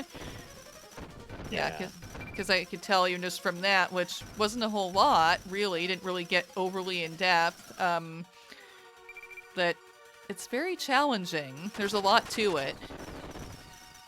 Right, so like if, let's say I was to just like add a door randomly onto the level, that could cause a bunch of things just randomly to not work. And you would like have to go into the code to make sure that things work again. Yeah, and it's that tricky thing with coding where usually when there's an issue and you fix one little issue, you go, oh no. Now I've made progress because, well, yeah, finding another issue or error means you're making progress than the one you like started with. That tends to be how it goes. Hey Yoko. It's about hi everyone. Yeah. Streaming now? Yeah. You're Hi Yukio. Yeah, I know. No F-Zero 99 this week. I moved it out of the schedule to make way for Princess Peach Showtime on Friday, which moved Splatoon to Saturday. But it's okay. F-Zero 99 is coming back. That was temporary. Let's go. I'm so ready to be done with Sonic. I bet you are. It's like you've been doing Sonic like every day this month, right? For March Madness. I'm on game 17 now. Oh wow. I'm trying to finish 20 games in 30 days, but unless I play games that are only 2 hours long, I'm looking at either streaming all day or doing whatever I need to do to beat 3 more games. I'm just like, ugh, it's so much. It's so much. I've almost put 60 hours of Sonic. Oh yeah, I bet by now. Yeah. And of the games you've done so far, like, I don't know, how do you feel about them? Like, which ones do you think are better than others of ones that you've played this month? They're all bad. Oh, they're all bad. No, so I love Sonic games very much, but I cannot defend them at all. I do love them, but it's definitely a nostalgia thing, and it's definitely Mm-hmm. a hey, I know what I'm getting myself into. And like I want to say it's kind of like the Barbie movie in a way. So like the Barbie movie could have been a good movie, and it possibly was. But the movie doesn't make one point, like no matter how good the movie is, it doesn't make $1.9 billion just because it was good. Like just having that huge fan base alone Mm-hmm. helped that movie make so much money. And the Sonic fans are kind of the same way. Like they'll pay for anything. Like we don't care Mm-hmm. if it's good or bad. We just want to play a game. Yeah. But Well. saying that, Mm-hmm. I've pretty much beaten every Sonic game. What were you gonna say? Well, yeah. Well, I guess because you brought up like with the Barbie movie, I have actually seen that, and I did think it was really fun. Yes, very, very I don't know, corny, campy, yes, but I feel like that was purposeful. Yeah. Oh, look, Kirby's just sleeping. We beat it, y'all. We did it. Yay! Yay! Whee! Oh, he's taking a little nap at home. He's like, Aw. I'm gonna take a nap. I worked all day. I went into the sky. The sun, the moon stopped fighting. We got programmers. Look, there's a little sweat drop with the programming. That's He cute. probably found a little coding error. He probably He's found just like, error oh no. and he's like, oh no, if I fix this one, it's gonna lead to more, which is progress, but then there's more errors to fix. Right. But yeah, no, like they didn't need to make all these different Kirby's, and I'm No. glad that they did. I am too. I'm glad that they seem to put so much thought into this. Ooh-wee. Because it seems like they made all these little graphics, they made those reactive images for both the main player and player 2 for whatever they were playing as. I love that they react as you do things. I don't feel like I've seen that in Right. other games. Yeah, there's not a lot of other games that do that. I think some people just like think like I don't know. Making video games back then was different because like everybody was kind of just learning, and we went from like NES, like just regular Nintendo, to the Super Nintendo, and we're like, okay, well, what can we do that makes something like special? What can we do something new that will kind of pop out? So I think this was just one of the ways they were like, hey, we can do something, like we don't have to do this by any means, but when you get hit, we can have Kirby or the little ally guy just like have a little stun animation, be like, ah, like that hurt or something like that. Like they just added a little touch of love that they didn't necessarily need to do, but they did it in a ways, and it really paid off. But it was kind of strange because like, yeah, Kirby came out, but when Kirby came out and when this game came out, they were not really played. In fact, this game originally did not sell very many copies, and I think a lot of the copies were hoarded by rental video game like companies, like Blockbuster and Hollywood Video and like Family Video. So a lot of people didn't get to actually like play it.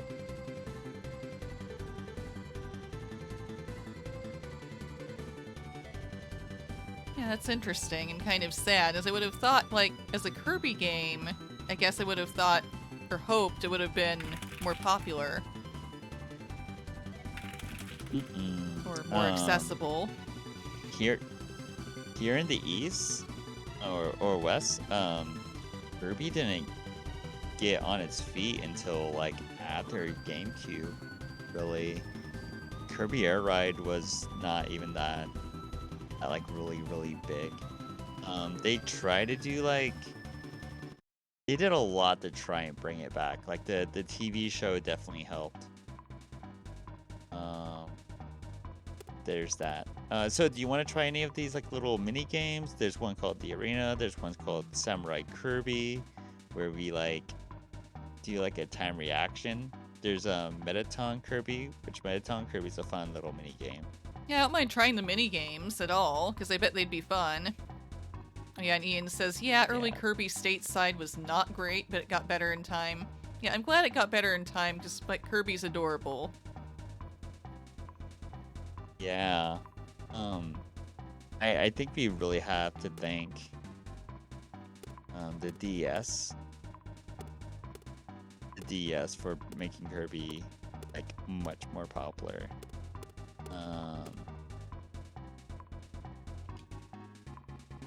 I'm gonna let you try Gourmet Race. Yeah, let's try it. Let's go. It's your first time playing Gourmet Race? Yes, it is. Here you go. Kirby and King DDD race through the obstacle course to the finish. Kirby must eat more food and reach the goal before King DDD. There are no enemies to fight. Try to get the highest score. Increase your skill level and become the champion. Okay. Okay. Go, so run, you're Kirby, facing a run. computer, and I'm just gonna talk while you Okay. do these fun little races. But yeah, so Kirby didn't really pop off until like the GameCube era, and by then Kirby was already roughly like 15 years old, maybe almost 20. So it took a very long time. Looks like you got 10 items, and he got 32.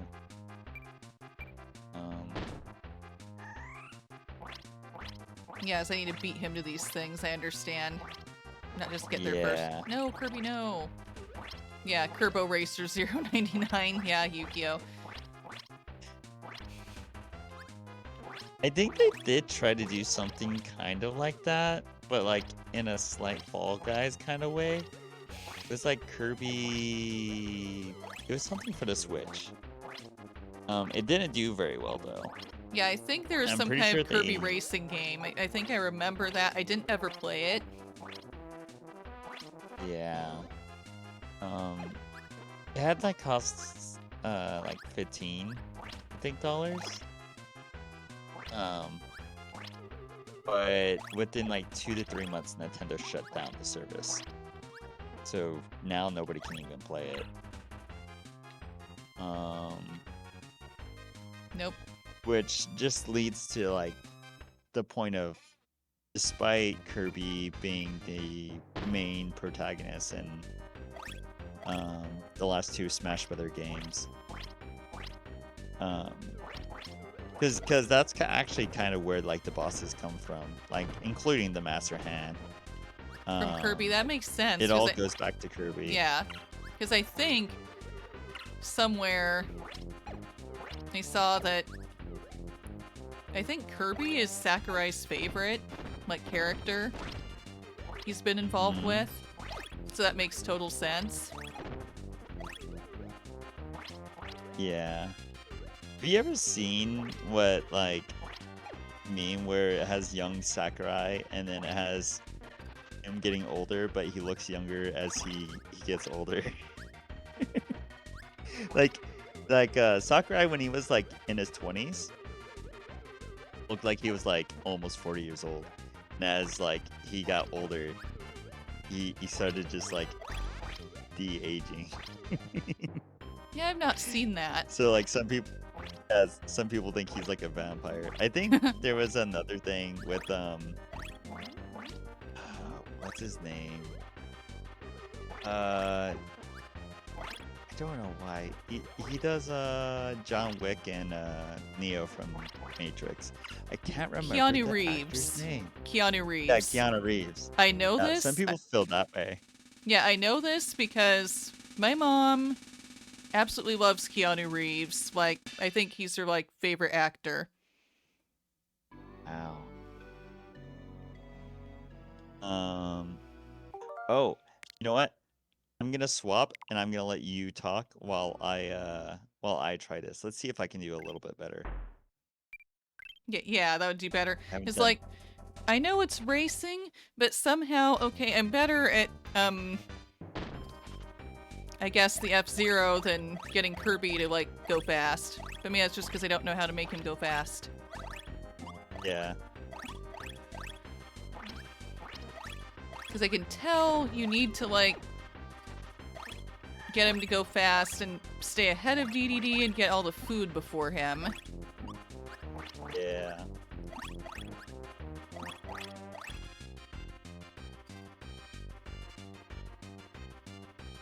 So,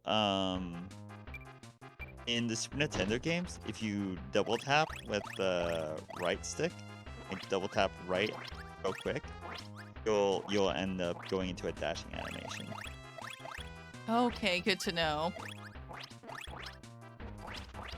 Because I figured there must have been a way to go faster, but I wasn't sure what that was. But now I know. Yeah. Now, if you played this with anybody else, now you know the dashing technique. Yeah. I love learning things. Which, yeah, I was gonna say, like, I'm glad that you love learning things, and sorry for interrupting again. But that's kind of the beautiful thing about Kirby is that you can, like, replay it. Yeah, it seems that way. So what were you gonna say?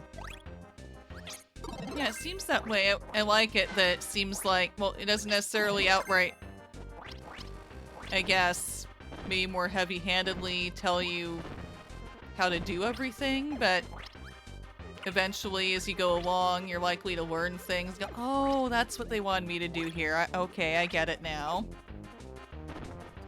Right. And then, like, even today, like, I didn't know about that one green little planet thing until, was it Crush that Yeah, told us? Crush, yep. Until Crush told me, and I've at least beaten this game like 6 different times. Because I had a friend that actually owned this game on the Super Nintendo. Because at one of those, this is known as a Blockbuster, one of them went down, it shut down, and when they did, this game for like 15 bucks, which at the time they didn't know how much it was worth, because on the internet it was like 150 or like 175 bucks. Oh, wow.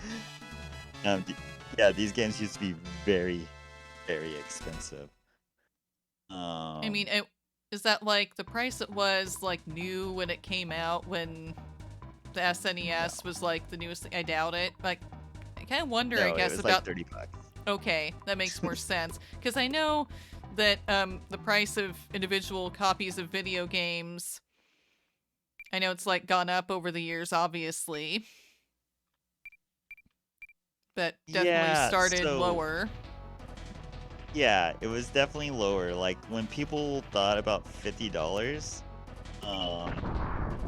they thought that was wild. So I just started the champion thing. So you're gonna be this blonde little guy, and Okay. when you press A, you want to hit it at the very end, and then you want to hit the A button when like those crosses meet up. Okay.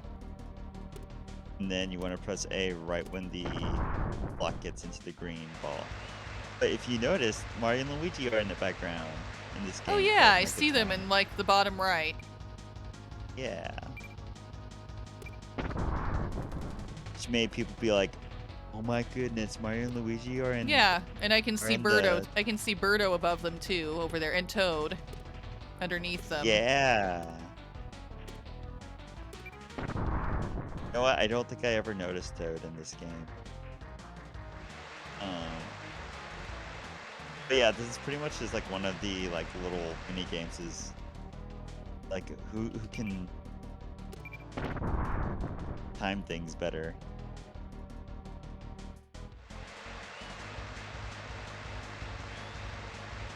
Yep, was doing better that time. Yeah. Okay, we'll do it again. This time you're like a little rock. I don't know, a fighter guy. That was really good.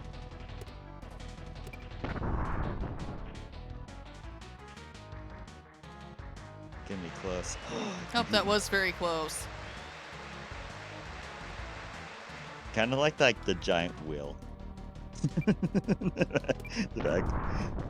Like when I think about the wheel, I always think of it being smaller, but like that wheel's gigantic compared to everybody. Yeah, it is. Kind of reminds me of like Saturday morning cartoon. Not Saturday morning cartoons, but like Saturday morning programming, where like you'd watch a TV show and then all of a sudden they'd be like, "Did you know that this Sunday we're gonna have a monster truck rally? Sunday, Sunday, Sunday." And then like I don't even know what it would be about, but it'd be like buy these tickets to watch a monster truck destroy old cars. Which I thought was a little wild. Well, it's a little bit later. Do you want to play another game? Like, are there like I think there are more mini games, right? Was there another one here? Yeah, there was. Yeah, there's Samurai Kirby. So press any button when you see the exclamation point. Gonna play Okay. 7 matches. Okay. So you're King DDD and see an exclamation point come up, you're gonna press A or B or Y.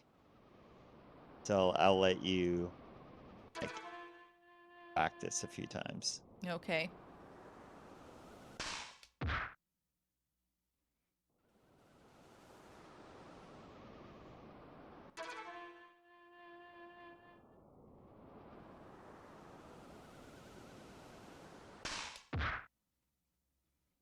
Right. Now I'm gonna try.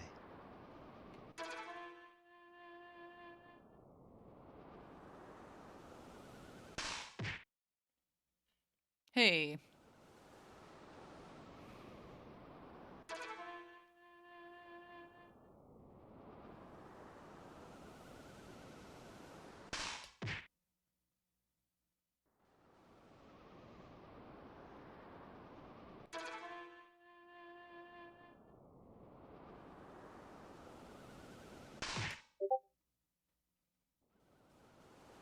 Did that like within not 2 milliseconds of it actually going off.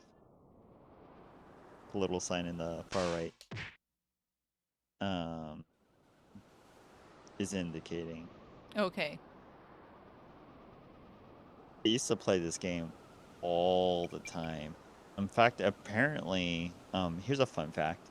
There was a Okay. lot of daycares I would actually get a Super Nintendo and they would actually just have it on this mini game alone, and they would just have kids like practice their reflexes pressing a button while Yeah, playing this interesting. That game. would work, wouldn't it? And like um A test of your reflexes. Yes, Crush. I know right, exactly what you're referencing.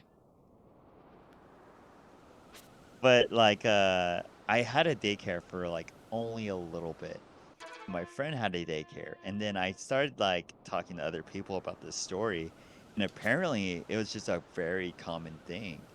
Like, that daycares would have this game, and or they would rent this game, and then they would just like have this in their classroom, and then they'd be like, okay, the winner has to give up their controller, or the loser has to give up their controller, and they would always do something to where like if the person kept winning, they would get like a little Rice Krispie as reward, and like it would just keep the kids entertained.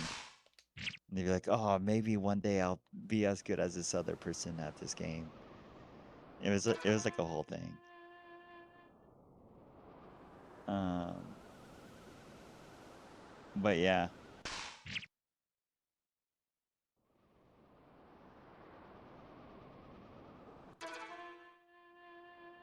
Samurai Meta Knight. I think it would have been kind of cool if they had like the Samurai Meta Knight as a as like a as a skin or character for like the Smash Brothers Yeah, that game. would be nice. That would be cool, actually, because that looks cool. Yeah. Well, that was Kirby Superstar. Have you ever played miniature golf? I've not played Kirby Dream Course. Okay. That's what Kirby Mm-hmm. Dream Course is. Well, It's yeah. miniature golf. Yeah, I've heard of it. I think I've Um, seen other people play it, so yeah. That would be fun to, like, try some of that. A little bit, yeah. okay. Um, I remember nothing about this game. So, as we'll be learning as we go. Um, Oh, you had this, Yukio? Cool. Oh, do you think you got all the gold medals in the game and it was hard? yeah. Okay. Um, actually, let me go back. Restart. Said demo. I think that like maybe gives you a demonstration. Oh my goodness, is this like telling us how to play the game with all these different? Oof. Okay, yeah. There's a lot of rules in this game. Basic rule: press A to make the shop panel appear. To cancel, press B. To start the power meter moving, press A. When the meter is moving, press A to select the target. So I'm gonna press A here, and then press the A again, and then I move as a ball. And when you move as a ball, you hit an enemy, and the star becomes your color. And when there's only one enemy left, he turns into a hole. And as Kirby, you have to become the ball and go into the hole. That's the rules of the game. Okay, I see. So yeah, we'll try that again.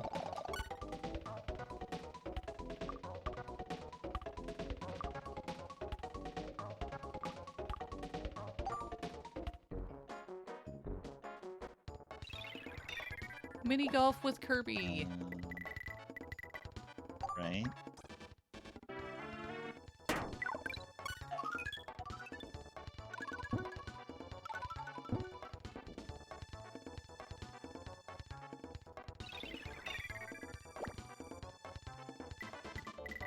If you try and go into the hole, not only will you go into the hole and end the level, but you'll also take the 2 pink stars and turn them into yellow stars.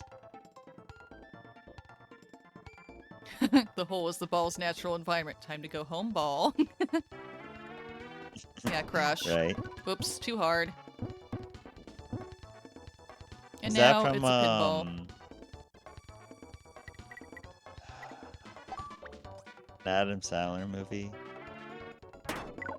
Isn't there like a movie where like they're playing like golf or something? Maybe? I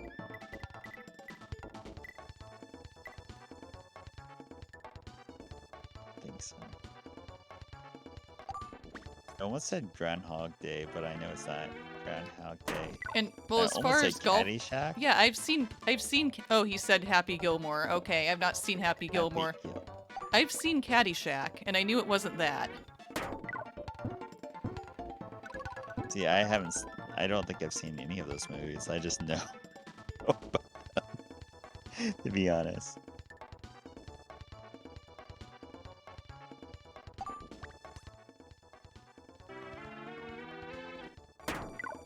Oh, just a little too hard. Come on, Kirby.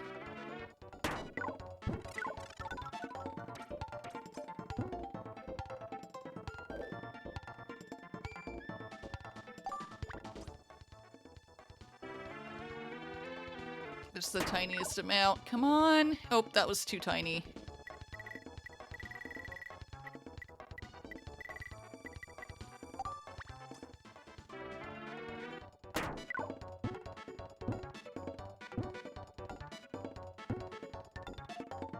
Oh, that's so close. Right?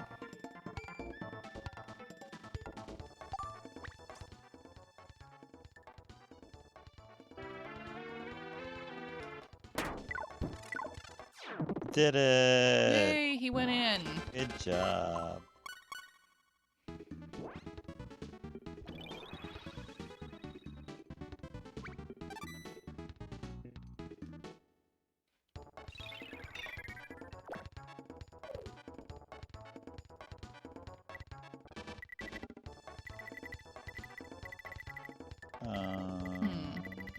Oh, you have to get the enemies first, I think. Yeah, right. Yeah. And there's a way to change your shot. I think it might be the up diagonal button, maybe? You can see if this like gets one of the trees. A tree. Oh, no, it just flies up there. So it Willow. looked like the line was like coming back toward the trees or something, though, so I was confused. Yeah. I'm gonna see how the change your shot. Yeah, it's up. Or yeah, it's up or down on the directional pad. So on your left side, like right below your thumbstick, you can change your shot. What you want to do is you want to get in this green area. So go in there just like that. I'm gonna get a little star. Oh, and you're taking a nap because you're tired. You're thinking about candy.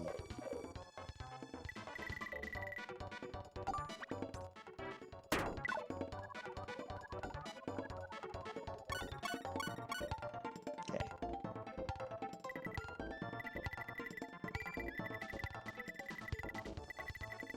Come on, you gotta get up there somehow.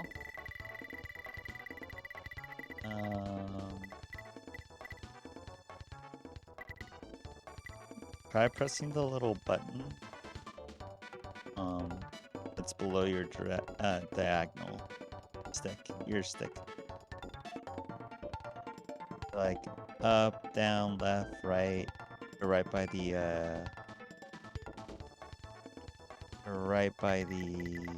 screen capture button. Now that goes to scorecard. Come on, Kirby, you must be able to go different directions.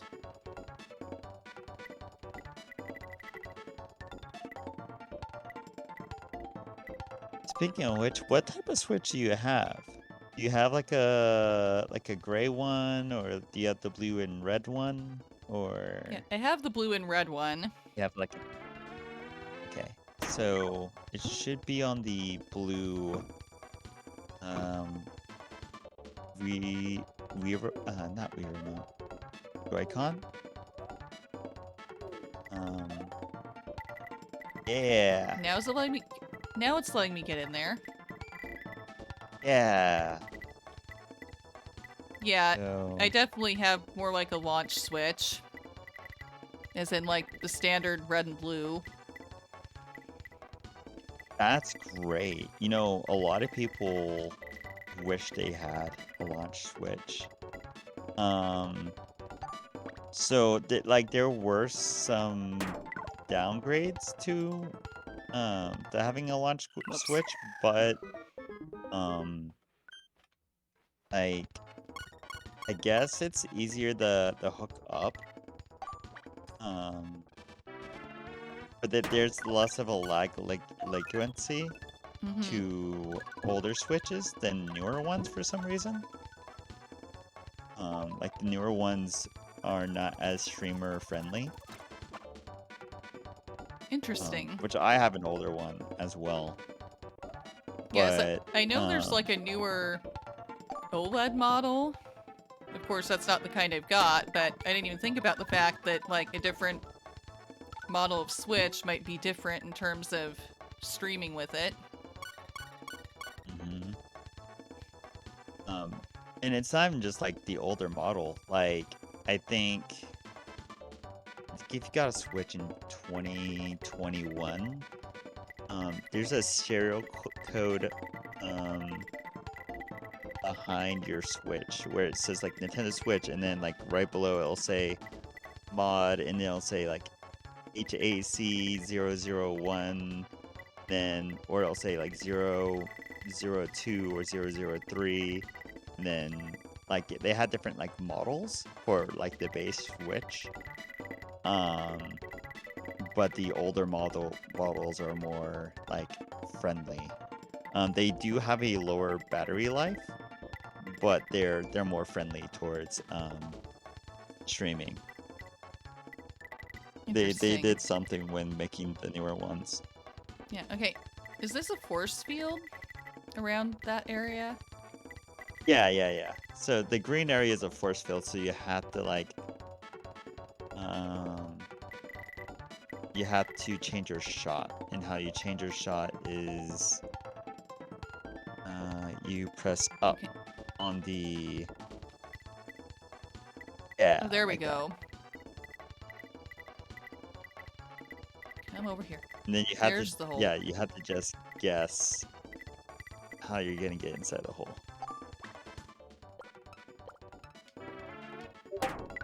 Whoops. I changed my shot, didn't I? Yeah, I mean you did what you were supposed to do. It's just like kind of hard to like estimate. Um, it's hard to estimate like how are you gonna do it. So like I'm letting you kind of learn how to play the game before I go like super into it, because otherwise it would just be me winning, and I don't want that to happen.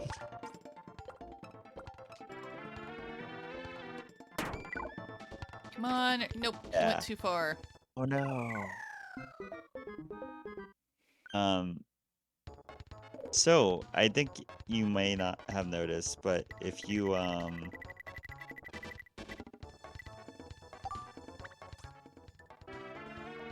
like when I finish a thing, I like lose a red little pill. Mm-hmm. You have like these yellow little pills. And they're like called stanima. When you run out, you go to sleep. You think about Oh, ice okay. cream and candy and I don't know, other stuff and cake. I know that someone had made it a modded cart a long time ago of this game.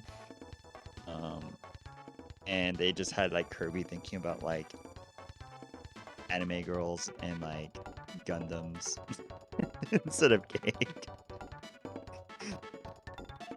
Like robots. It's adorable.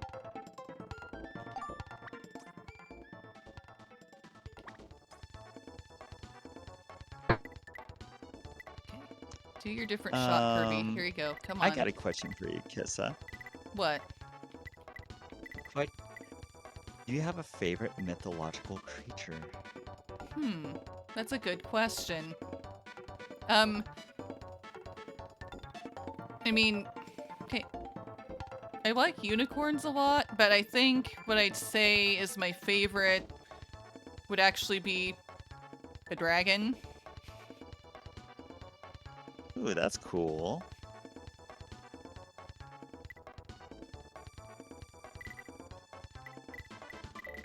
Um, yeah, I've always liked like constructs or like golems.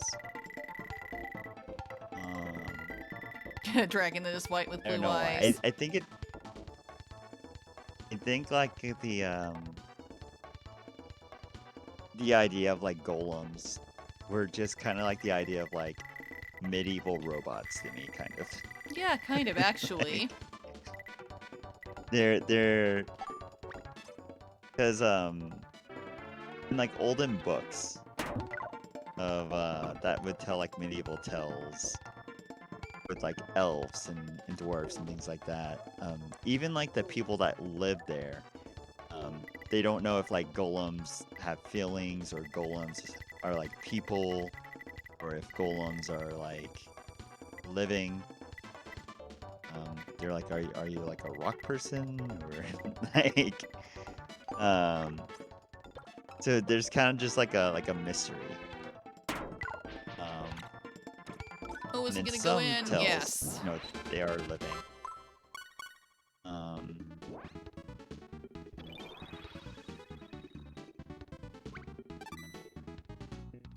so I don't know. I've always enjoyed golems, and there's like a type of wolf that well, the Wendigo is kind of mythological, but that's like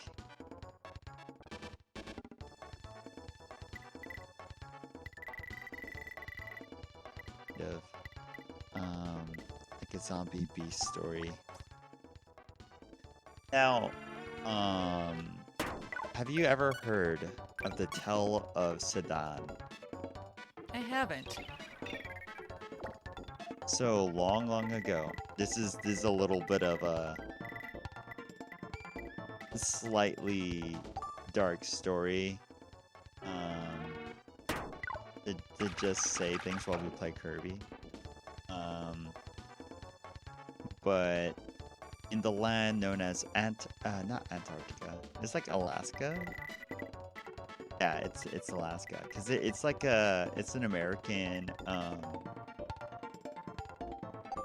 piece of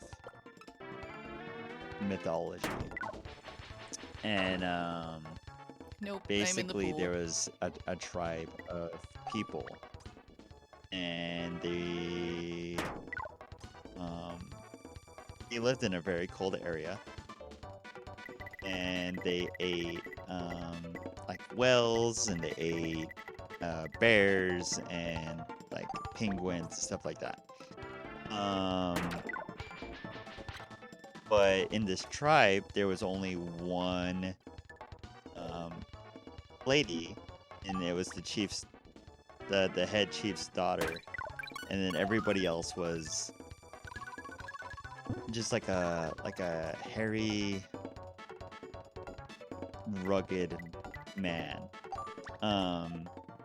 And the story goes is that like this princess kind of like daughter is like, you know what? All these people are boring. I've known about them all my life, and I just want something different. Can I pretty much just meet somebody that is like interesting?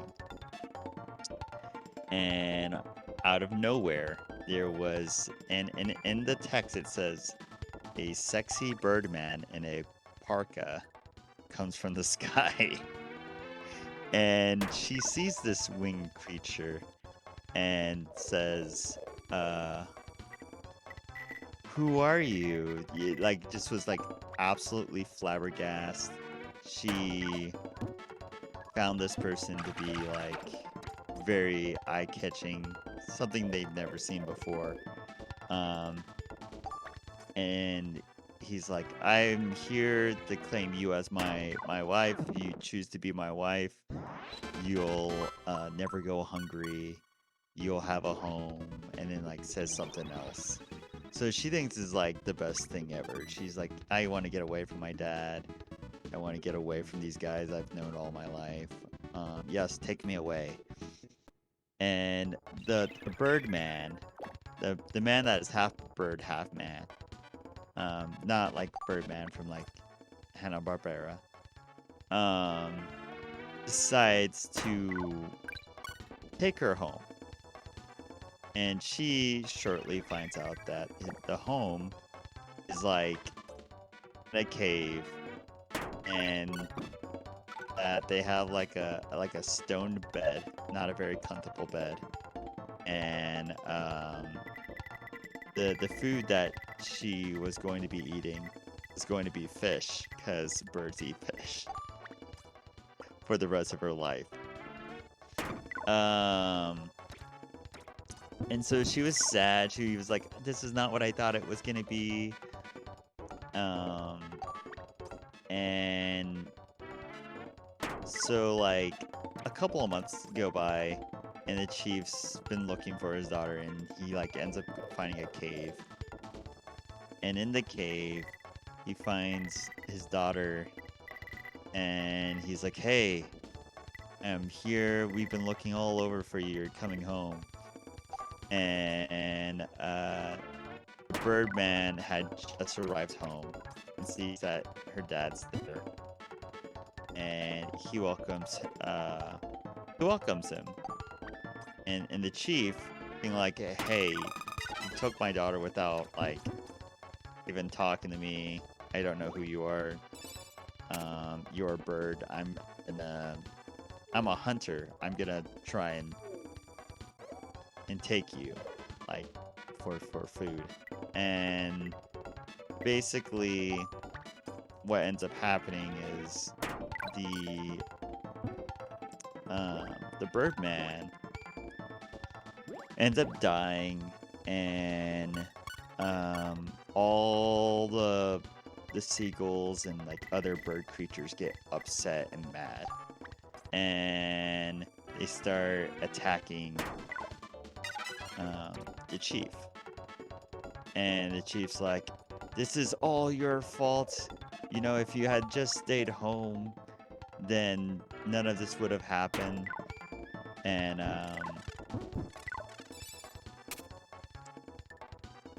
basically they get in a boat, and they're on their way back home.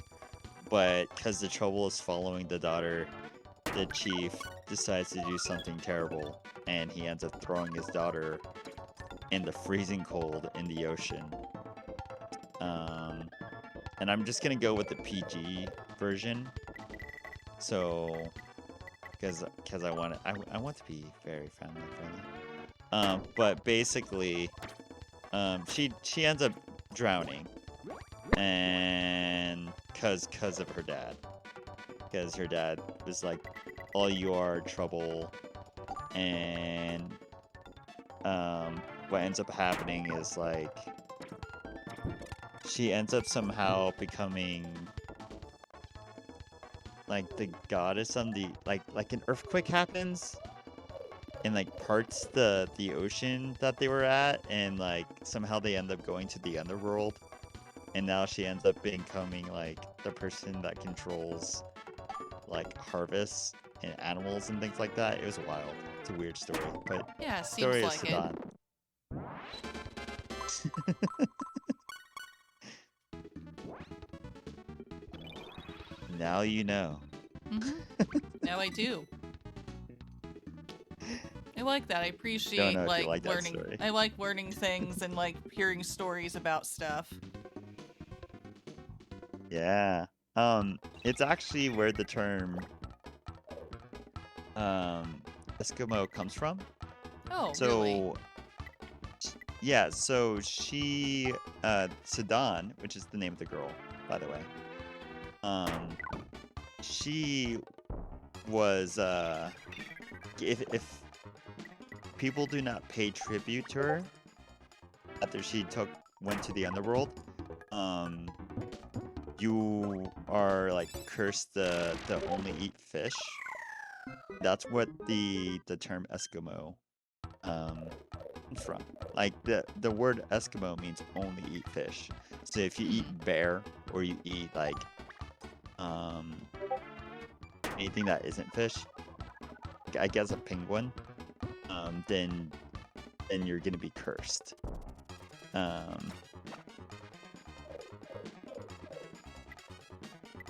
Or no, you are cursed. So like if you do that, like if she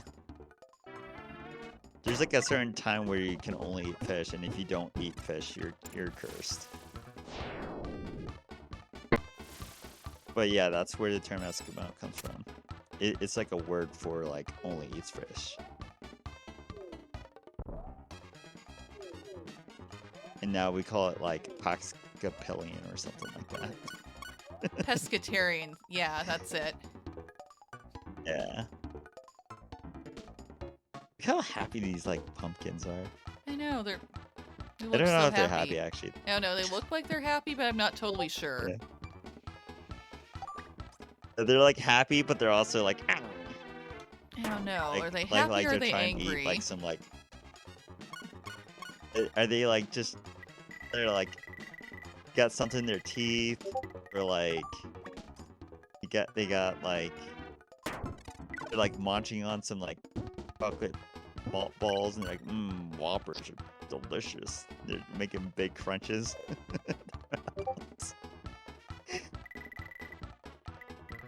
I don't know. I don't even know if you know what Whoppers are. I do, if you're talking about like the candies. Yeah, that's exactly what I'm talking about. So like when I say Whoppers, people always think about like the burger. And then I'm like, I forgot that the burger was even called a Whopper. Well, yeah, I know about the burgers too, of course. But yeah, I know what you're talking about with the candy. I've had them before, so I know exactly what you're talking about with that. Yeah.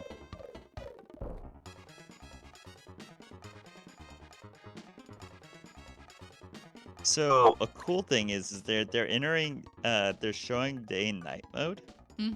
What's really cool about day and night mode is like, let's say you hit the little switch for night mode right now. I'll make it daytime and I'll turn my pink stars and the yellow stars, and you'll get 2 points. Plus, if you get the hole, you'll get all the points, so you'll get 4 points. If you make it in this one hole. You see? Oops, he went too far. Oh, he's coming back. Nope. So you own all of the stars right now.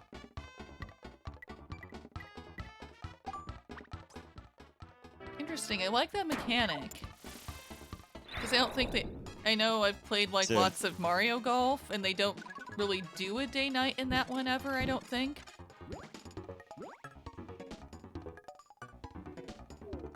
Yeah, I've never played Mario Golf, fun fact.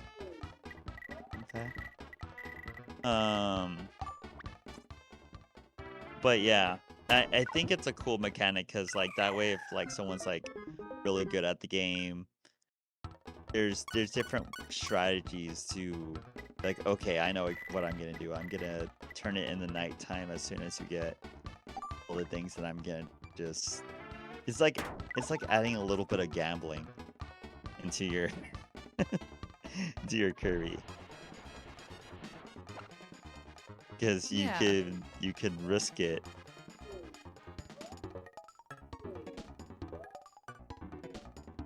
Let's say like you were able to hit the switch now. I think the switch is disactivated.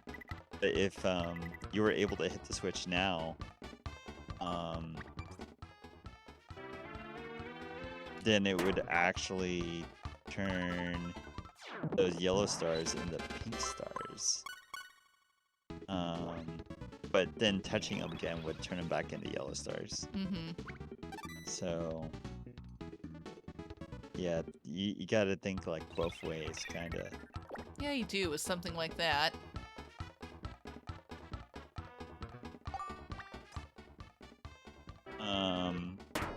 But playing a little bit through like half of the first course, or like the first set of courses, what do you think of this game? This fun little Yeah, I like it miniature so golf far. game. Yeah, I think it's adorable. I love it that they did a mini golf game with Kirby. Have you ever actually played miniature golf? I have in real life, actually, yes. Oh. Have you? Yes, I've been to at least 5 different places that had miniature golf. But I have a lot of family in this place known as Texas. There used to be a park. In this park, have like this like really family friendly it's like the the miniature golf place, because like times just changed. Mm-hmm. Um but and like kind of rules now. Like people think about parks and people think of like family. But in Texas, like if you were at a park in the 90s or like 80s, it was okay to drink publicly at like a park as long as you were like with your family. And it wasn't like the kids could drink, but actually that's a funny thing. In Texas, if you're 12 years old and you are with a parent, technically your parent can give you alcohol and it is legal, which is Interesting. weird. It is weird. Um, but like before, like if you were at a park, you would see like 6, 7 kids on the playground, and then you would see like 7 cases of beer on the, on the picnic table. Um, but to go into the reason why I'm explaining this is there was a miniature golf place, and it was really cheap. Like it had like 16 different holes. And they just let you play miniature golf there for like $1.25. But they would get money because they would sell ice creams to kids for like $1, and then they would sell beers for like the adults. So like they would make money, but also provide um, they would provide like a little something for the adults as well. And now we live in a world where you can't drink publicly at a park because that's public intoxication. Mm-hmm. So yeah, that place doesn't exist anymore because that's how they made their money. And they really couldn't stay in business and everything if they continued to do that. So they closed down shop while they were still ahead. But yeah, that was a fun little place in Texas back in the day.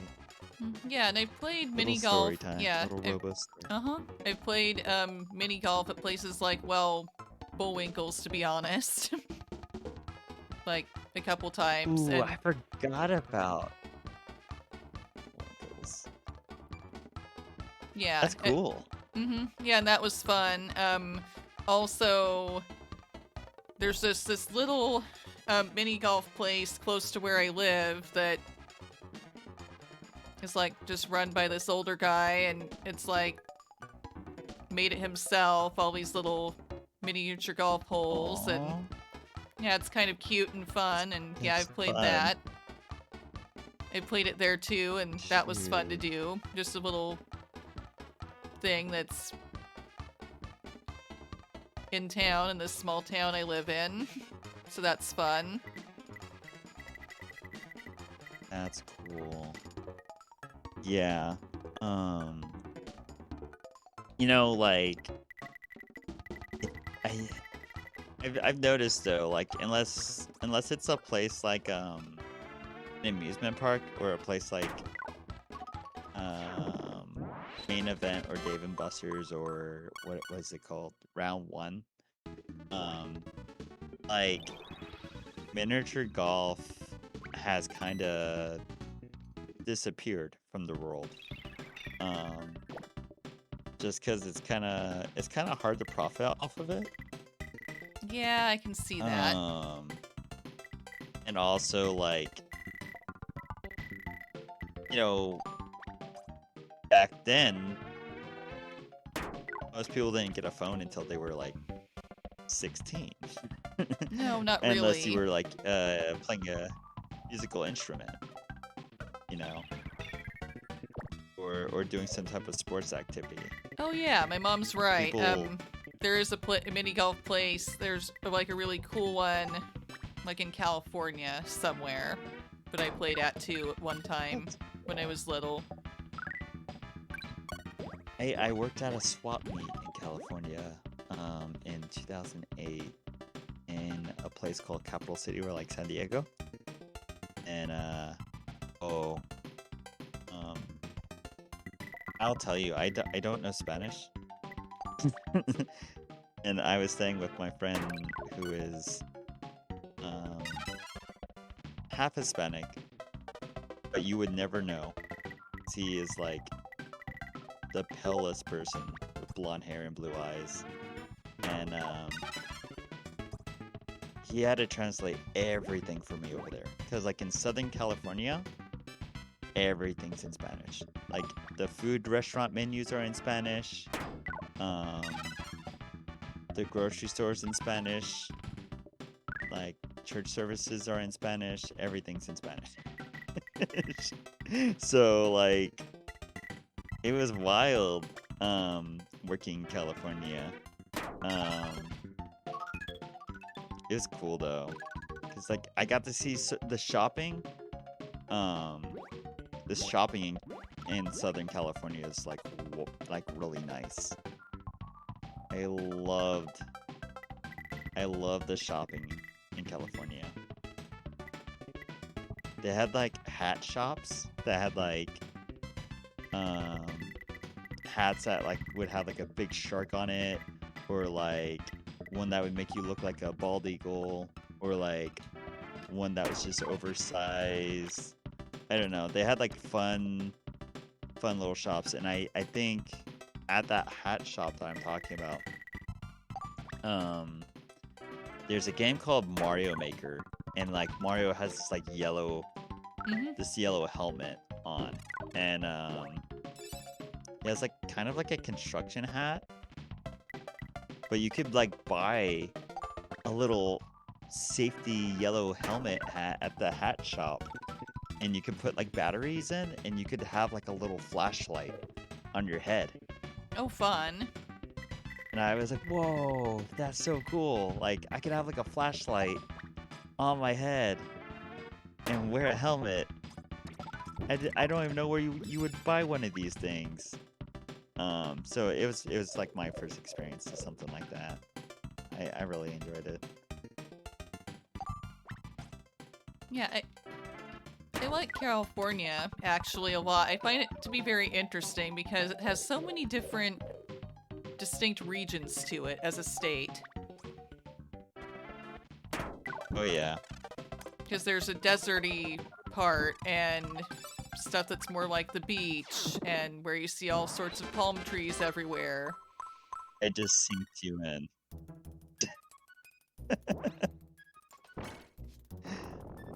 Congratulations! You won your first Yay! game of Kirby. Yay, Kirby Mini Golf! Woohoo! A cat wizard and a robot collabing together? What is this? Hey guys, I Nap Nap. Hi, Nap Nap. We're playing Kirby. This is, I think, your first time playing this, right? Yeah, it is. I think I've seen other people play it Yes. before, but I've not played it before today. So, I have time for one more. Yeah. Which one would you want to do? Mr. Shine, Krakow, Porto? How about Mr. Shine, Mr. Bright? Okay, as Kirby, we stopped them from fighting, so now let's play on their course. And like our Kirby Super Star. Yeah. You know, Mr. Shine and Mr. Bright kind of reminds me of Steven Universe, because there's a Yeah. guy named Mr. Smiley, and then there's the other guy. I want to call him Mr. Frowny, but I don't know what his name was. But like, he kind of just reminds me about that a little bit. Mm-hmm. All right, the training wheels are off. I'm gonna actually try and go for it. score. Yeah, go for it. Oh gosh, I fell off. So now there's things that there aren't barriers around the course, so you can fall off the course a lot easier. This game kind of goes like, hey, here's one. Okay, Ooh, that now was you're like on an air difficulty thing. 4. Now you're on. Yeah, it's like a little vent. Yeah. It goes from difficulty 4 to like 11. Like, it gets much more difficult.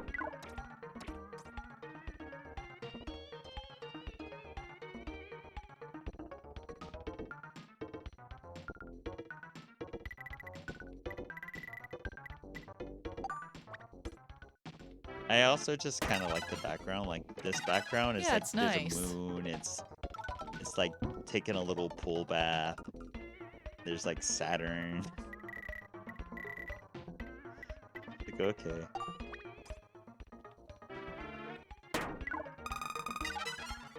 I really like the graphics in these SNES Kirby games.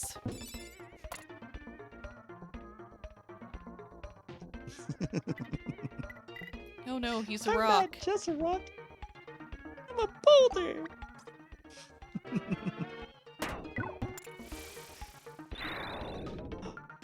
Just made them all pink.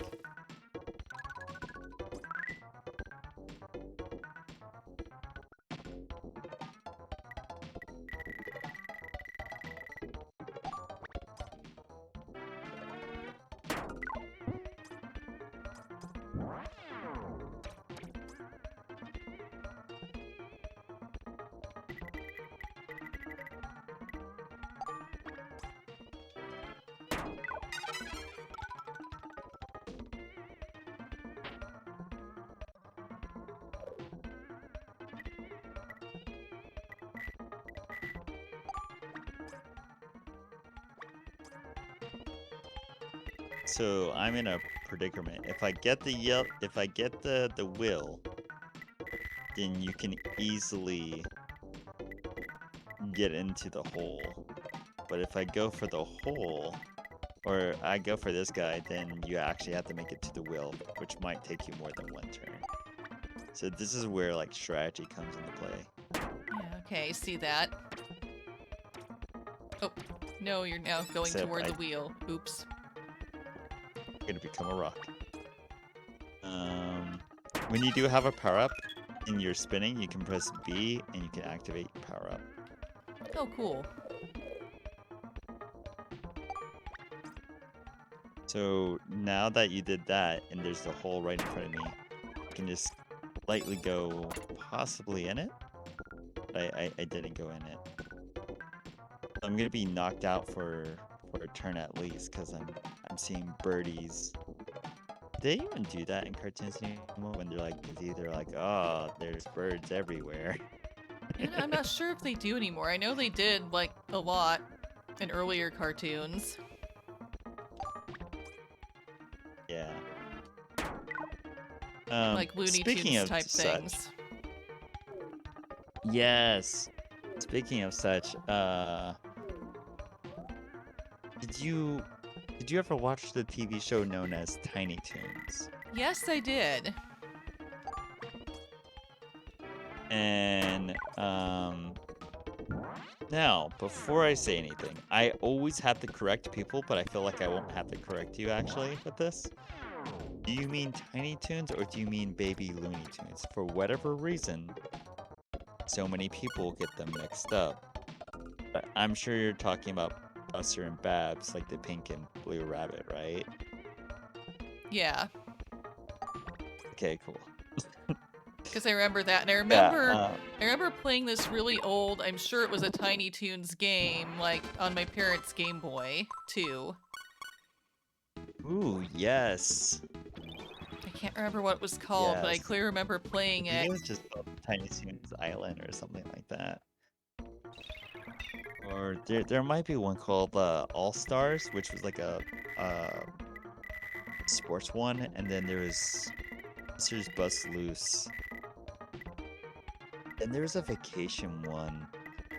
Anyways, all the Tiny Toon games, I pretty much played them all. They're all pretty fun. I think that's cool though. I remember the one I played being really fun, really enjoying it. I just can't remember which one it was.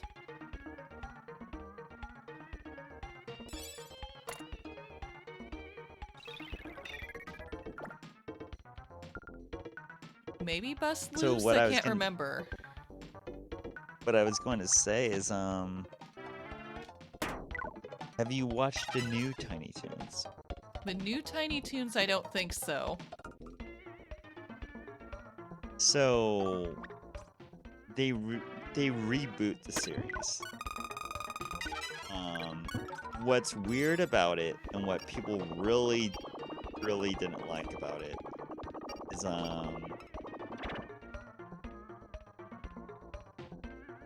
they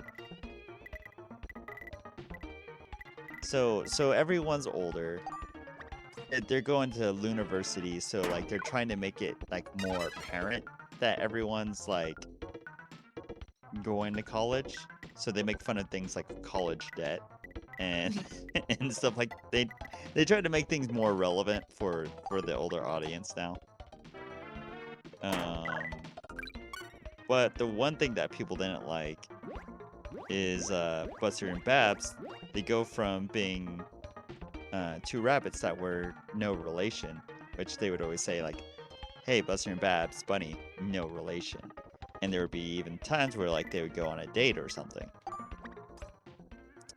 They made them brother and sister in this new one. Oh, okay. Yeah, that would be a lot weird. of people are like, this is weird. But I will tell you, despite all the strange changes they made, it's a decent show.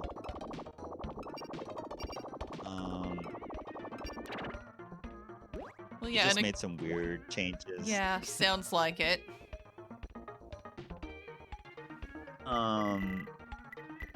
But they definitely made like, I think like before it was kind of just like confusing, like if they were like just like Looney Tunes but like kids. But they definitely made them like college level. The new one. And they wanted to make that like really apparent. Or like they have some of them trying to get like a part-time job even. To make money because they have to like renovate their campus room. Like I don't know. They have some like weird episodes, but it's fun. I would check it out if you like have the spare time. Yeah, sounds good. They didn't really ruin any characters exactly. I like I shouldn't say ruin. Like there is ways you could ruin a character, but like they were smart about it. They just changed things up quite a bit. Yeah, and one I've seen where I saw the original and kind of the reboot that I really liked was DuckTales. DuckTales, yeah. I didn't watch all of the new DuckTales, but I really enjoyed that, and I absolutely loved the new came out around the same time, but Three Caballeros. I love the reboot of that Yeah, I series. haven't seen that one, but I saw like the DuckTales, Yeah. like the newer one, and yeah, I think it's really good and really fun. And I think it's cool that Scrooge in that is voiced by David Tennant. Yeah, David Tennant. Did I ever tell you that I met David Tennant um back in 2010? No. So I met David Tennant. I will tell you, his Scottish accent is incredibly heavy. Um, but uh, like it's just natural voice is incredibly heavy. But I didn't know him from Doctor Who when I met him. Hmm. I didn't even know what Doctor Who was when I met him, to be honest. Um, I knew him from Harry Potter. Oh yeah. Um, so do you know what I'm talking about when I say Mhm. that? Yeah, I do. Okay. I was like, "Oh my goodness, you're the guy from Harry Potter," and he was Mhm. like, "I am." Like, "You ever heard of a show called Doctor Who?" I'm like, "No." He just Uh, smiled. He was. I think he was happy that like someone wasn't just gonna be like, "Hey, Doctor Who, Doctor Who, Doctor Who," all the time. yeah, because I And I was figure like, that's "Okay, can you tell yeah. me like?" I was like, "Can you tell me like what else you've done?" Um, because at the convention I was at a long time ago, nearly 14 years ago, um, he had like a whole thing to where like if you if you wanted to spend like 10 minutes, you can spend like $12 at the time, have a blueberry scone, and just talk to him for like 5 minutes. And there was just a line, just to have a blueberry scone, talk to him for 5 minutes, and go off. But that's how I met him. And if you wanted, you could like pay for like he would give you one free autograph, and then if you wanted like something else, like you would pay like $10 for something else, like for another autograph or for a picture or something like that. Um, it was really cool though. It Yeah, was a seems really like it fun was really time. cool. It-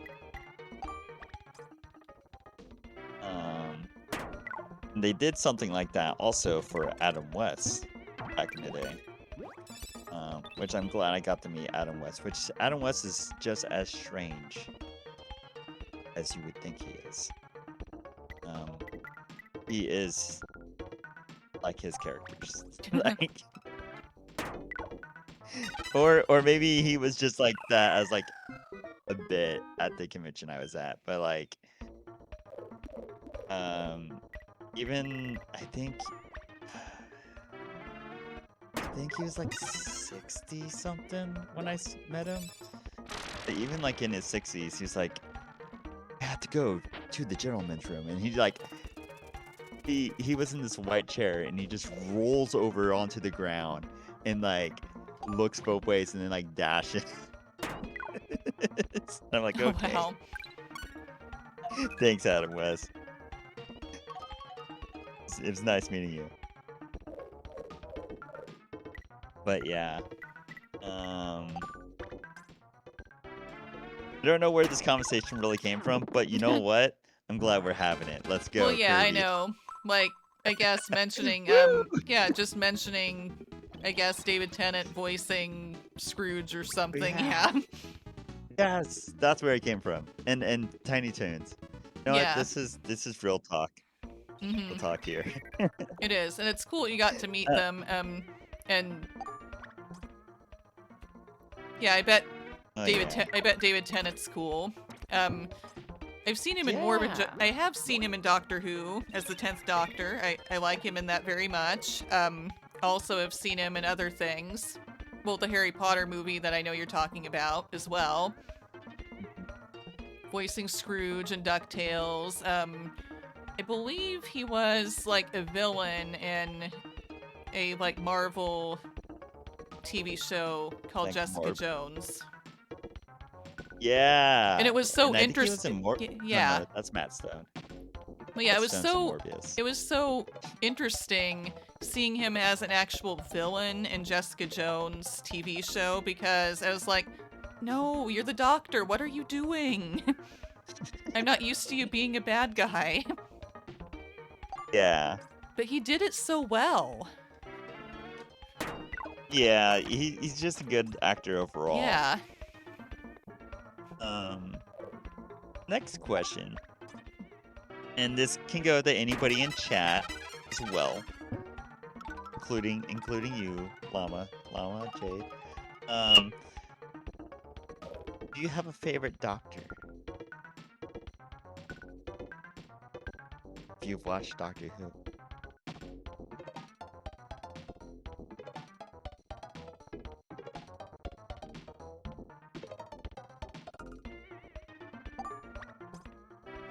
Like, do you have a favorite one, Robo? Is another question. Yeah, the favorite doctor. My favorite doctor. I'll go first. My favorite doctor is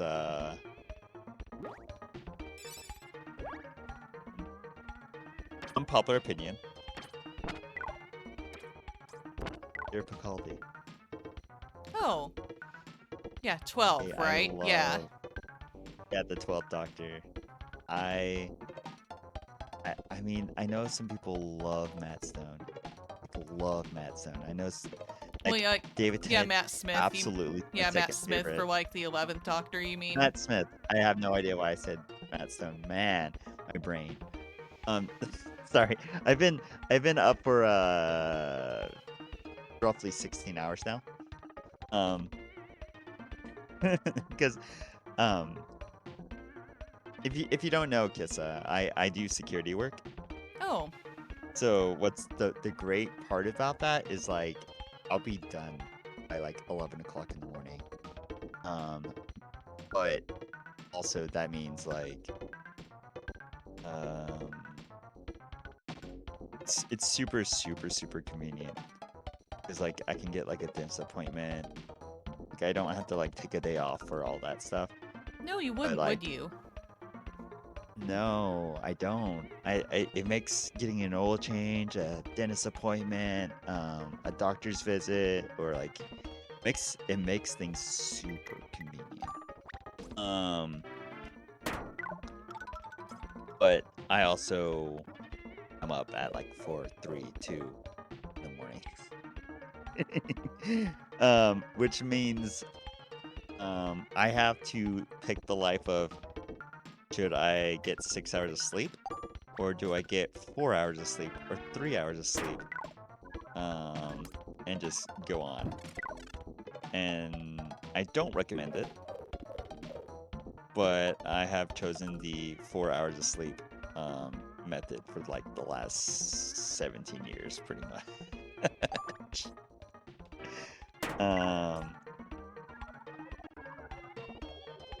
But it saves me a lot of time. It saves me a lot of time. But no, sleep's important. But yeah, Matt Smith. I know people really like him. And David Tennant. Like, cause like David Tennant just has so many good episodes. Yeah, he does. But Peter Capaldi, the 12th Doctor, is my favorite because he's not perfect. He's not like a Sherlock like Holmes. He's not like super. Yeah, I guess he's a little witty, but he's not. Doesn't seem like he's all knowing. No, not really. He's just gonna be so clever. Just very human, and that's what makes me love Peter Capaldi. Because I can be like, oh, an angry old man. I can relate. I mean, I'm not an angry old man, but like one day Yeah, and I guess I found it interesting with him that, okay, they let Peter Capaldi as 12 just retain his Scottish accent and everything, even though before with the 10th Doctor, David Tennant, who is Scottish too, obviously, they wouldn't let they wouldn't let him just talk in his normal voice with his like Scottish accent as the Doctor. Okay, but David Tennant's accent's heavy. I It's like figure that's why. really heavy. um, I actually think in the first couple of episodes they had somebody dub him. Like, the first couple of episodes he did, like they had somebody English dub over him because of how heavy his accent was. Which I don't know if you know, that's actually a common thing with like actors that are international. They'll have like even if they know English, they'll have people that would sound like them dub over them. So then like Americans can understand. Well, I guess I can kind of understand with like some like stronger accents that are harder to understand when someone is even still speaking a language you understand in them. Yeah. Johnny Depp is actually surprisingly one of those people as well. Like you wouldn't think it, but like he has like a couple of people that dub over him because of how heavy his like speech is. And Bruno Mars. Though I've never actually like paid attention to his voice. But yeah. It was kind of cool like learning that. That's like one of the things I learned actually at the convention. It was like during a panel. It's like he was explaining like he was like, oh no, this guy does my voice. Sometimes they don't even tell us that somebody's gonna overdo our voice. And I'm like, oh. He's like, yeah. I'm like, is that strange? And he's like, no. Go, okay. Yeah, I guess it's not strange. All right. I probably wouldn't think it's strange either. If like they were like, okay, this person obviously people in this area are gonna understand this accent. You know, if I didn't understand the accent and I was native to a land, I would probably want somebody that sounded a little familiar as well too. Like show business just was different back then as well.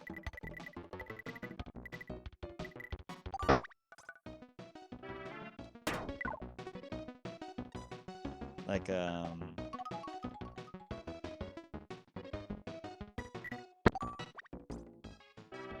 like for like Nintendo, you know, like they had translators for most of those programmers and developers. Besides Reggie. I mean, he doesn't work for Nintendo anymore, but did I ever tell you I met Reggie from Nintendo, the CEO, a long time ago, but I had no idea who he was? No, you didn't. So, I gotta tell you. So, there was this convention called the Screw Attack Gaming Convention. And I guess he was the one that hosted the convention. And, what happened was I just see this very large, like, football player built man be like, hey, are you guys all ready for this gaming convention where we're gonna have developers and YouTubers and everything going on? Like it was a huge thing, but I had no idea who it was. I didn't know who the CEO of Nintendo was at that time. So I was like, is this like a random guy that paid for a ticket to go to like why is he like getting up in like everybody's business? Like, he was just like really friendly, but like I was just like, who's this football player? Just like he he was like a mountain, widest shoulders ever, and people were like Reggie. I'm like, I guess people just know this guy.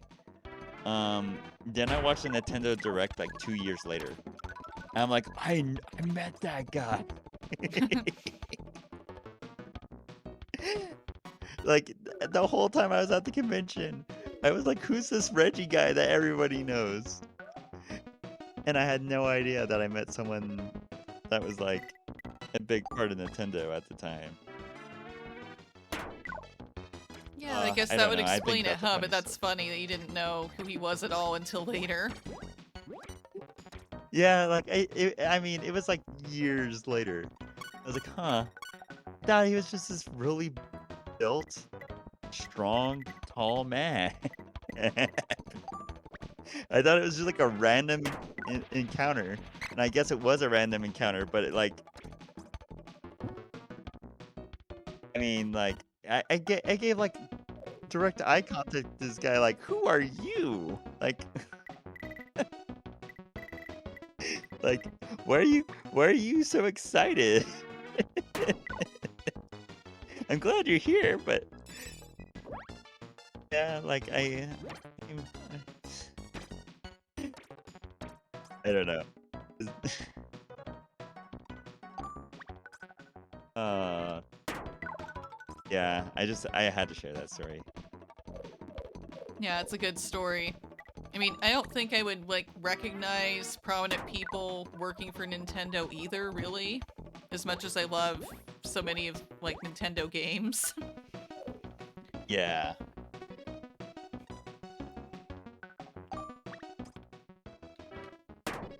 Um, well, talking about Final Fantasy, um, there's a Texas convention called OniCon, and there's a Nabu Amatsu um has his band, the Black Mages. Then he has his band, the Earthbound Papas, because he did the music for Earthbound as well. And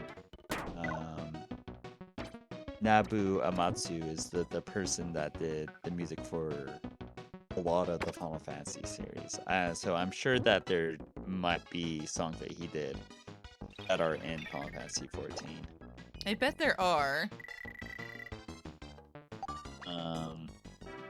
But like, if you see like one picture of him, in general, you'll know who he is like when you see him. Also a very recognizable person is Kojima, which is the person that made like Metal Gear Solid and like Silent Hill. Kojima is very recognizable. Because back when he worked at Konami,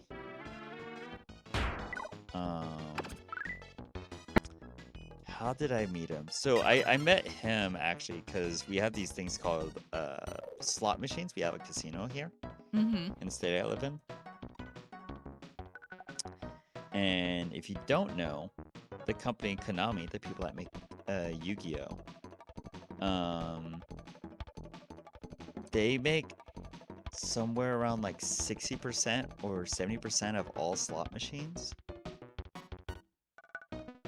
Like the like mechanical parts and like the machine work in the games. So they make like mad money on that. And I was at a casino, and apparently he was at a casino. He was at the same casino, and I like saw this big white. I took a picture of it actually, which I don't know if I'm supposed to take a picture of a company car, but I took a picture of the big white van that says Konami on it that he came out. It's like, wow. But I like looked at him and was like, that's gotta be Kojima. Like, but like to go off that story, I think that's funny that like I would recognize like a person from Japan, but like I just did not. I didn't know who Reggie was here in America. And he was the CEO. So, America. But yeah. I guess my question for you is, have you met anybody like ever like from a TV show or like movie I really or haven't, anything? actually. Hmm,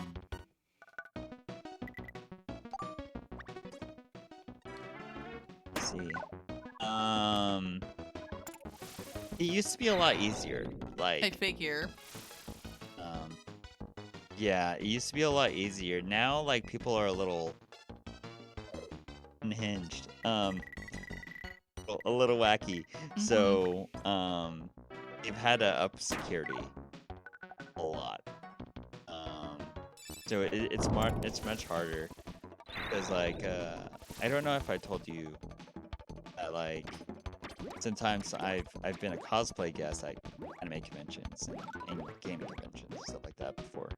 Um, sometimes when you're a guest, you are only allowed to go to your panels, and then like they like want you to do they want you to go into like two events that are about like an hour, 2 hours long, and Mm-hmm. like just like review, like rate them, and you can like pick which one you want to do.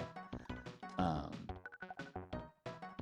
but basically, like you work like slightly part time for the convention, but if you end up becoming a guest, they'll like most of the time they'll pay for your hotel, they pay for your ticket, um, and then you can do it like a little event where you're like, oh, this is how I got into VTubing, or this is how I got Mm-hmm. into um like what's better, like anime sub or anime dub, or you could there's a or like a murder trivia party type of game. That there's lots of different things you can do as an event or as a master of ceremonies and MC. Um, but I have retired the con scene because I am in college and like, they want you to be there on the weekends, and I work retail. Like I the weekends are the time where they need me to check like sensors for like stores and make sure that all the fire exits are working and like the hatchet for the top of the building's working, and um, there's just like a lot of different responsibilities. Um, yeah, you pretty much now you have to go to a con and pay to meet. Yeah, so before they would just be out on the sales floor, like like um like your mom's saying. Um, yeah, so before they would just be people, and they would just like walk around. Maybe they'll have like a cigarette outside the hotel. If you were talking to them, you could talk to them at a karaoke bar. Um, and in general, like as long as you were decently friendly with them, they were probably going to be decently friendly to you. Um, just don't be weird, just treat them Mm-hmm. like human beings. Yeah, of course. Um, and like now we're to the point to where like people like people used to Bill Nye and people used to love giving like hugs with their fans, or they'd like to take a picture with their fan or anything like that. Now like the world has gotten kind of scary to the point where like they're like, no, I can't do this. My agent tells me that I can't do this because we don't want to get into like a lawsuit or something that might happen because people are crazy. So, um, yeah, just like the interaction with guests and stars, and what is allowed, and people who like it's wild. Like people will try and get um like they're not even safe from the staff. So there'll be staff members that will have the guest's phone number and like contact information. But then there's other staff that won't have that do like catering or setup or whatever. And they'll like try to get their info by being like, "Hey, can you text him that we need to see him at this time? Here's my phone." Or like it's it's and people, I don't know. I think it's a weird world, with meeting like stars and celebrities and stuff like that. Um, but if you ever do, what I do recommend is just like just think to yourself like, okay, you're a human being, I'm a human being. That's it. Like there's you're Mm-hmm. just see them on equal footing or equal ground, and um, they'll be much more comfortable with you. I would figure, I understand But why, yeah, like, some people are, like, probably nervous about meeting celebrities, especially ones that they're big fans of, and they're like, oh no, I don't want to say anything weird or dumb or anything. I mean, I get the nervousness, even though, yeah, I do know that, like, yes, they may have, like, starred in cool things, but yeah, they are still just people. yeah. Well, so that's the thing is I was like that with like a lot of them. But then I met Sandy Fox and I'm Lex Lang, which they're a married couple, but they're video game and anime voice actors, but they also do like some live stuff as well. And there's a show called Romo and that I grew up watching when I was younger. And Sandy Fox is the lady who sang the opening of that show. Um, and she did a few anime characters that I really liked. But I really loved them in some RPGs that they were both in. And Lex Lang, who I met at the same time because they were at a convention together, um, does the voice of like Neo Cortex from Crash Bandicoot. So that was really cool. But like I'm normally like really calm when it comes to like people being like, oh, you're the voice of this character, cool, whatever. Or you're in this movie, fine. But like when it was those two people, like I don't know, like I got weirdly like blushy and like I was like I don't know what do I say, how do I respond to these two people have been a huge impact in my life, like I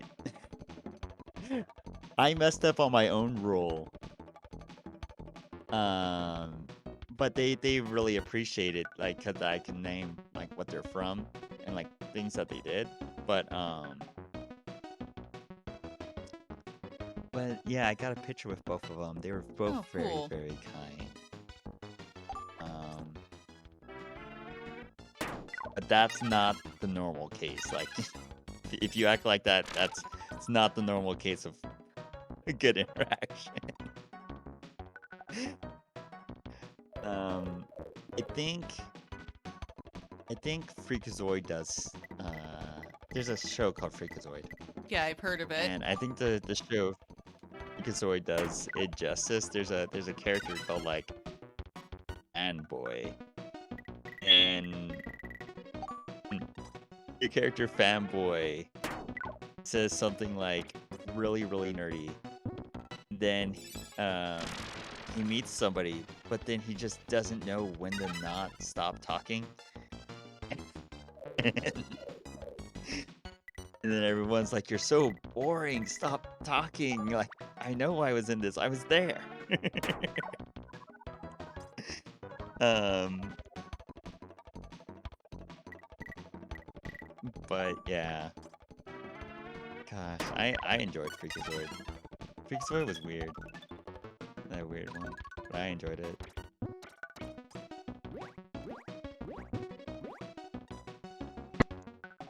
Um, I didn't watch Teen Titans Go, but I saw a clip on YouTube that they put Freakazoid in Teen Titans Go, and I was very shocked about that.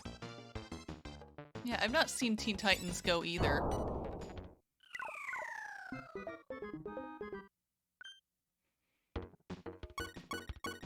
So this is an opportunity when you wake up, you can either go for the stars and you'll have less stars than me, or you can try and do like a bounce jump and try and hit the sun. And if you hit the sun, make all the stars, all 6 stars,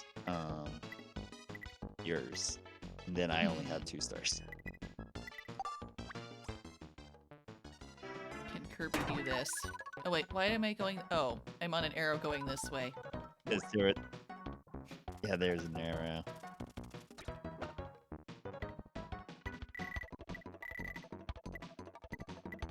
So, like, Which is why I would, essentially, yeah, which is what you were saying, which is why I'd have to do a different yeah, kind of shot. Okay. yeah. Because it's going, but You it's would right have there. And wanted my, oh, to do okay. like a little... Yeah. Oh no. You might accidentally go over the stage, like something like that.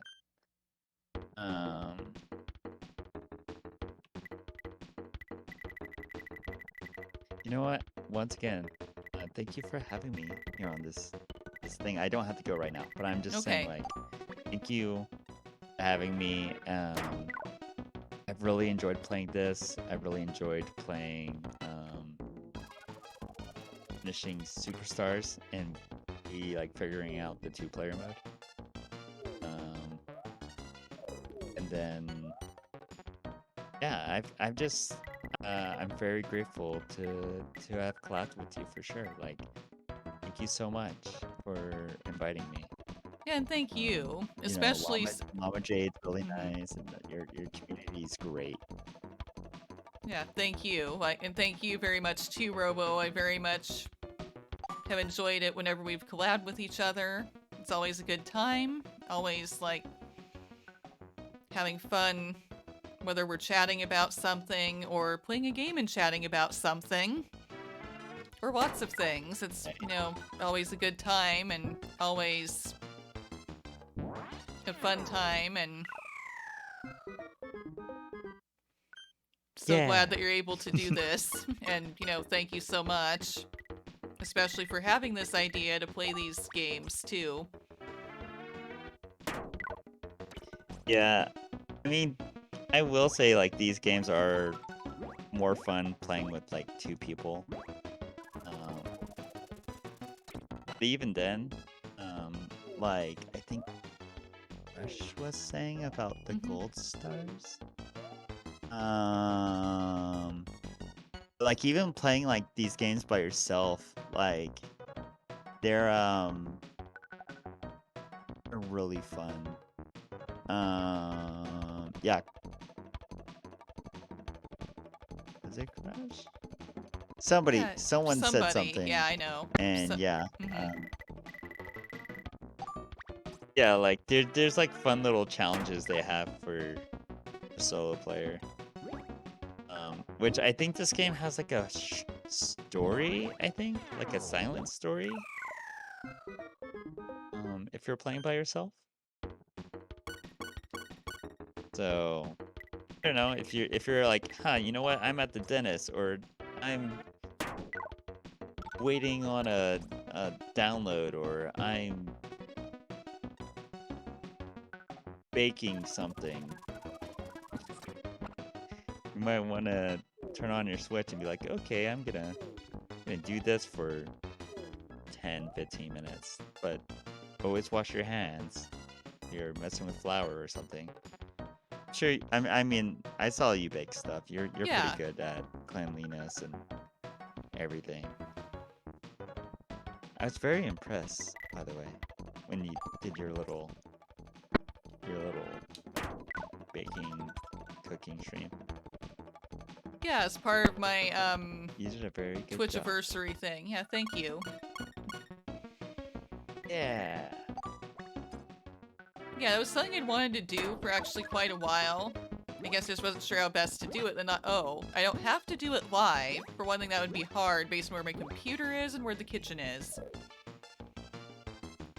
And my Yeah. computer is a desktop, so yeah. But I realized I could just do it like that, so I could still have something I could talk about while showing a video of me doing it, which worked, or I thought it did. Yeah.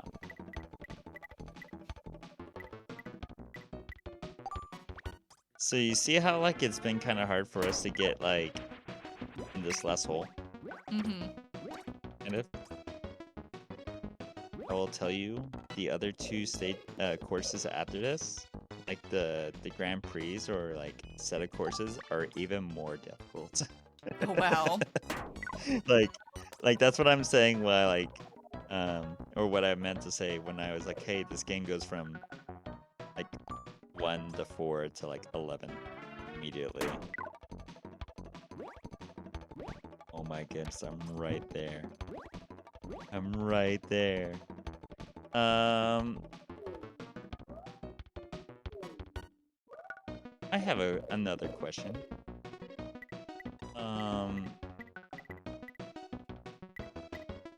This place called the United States.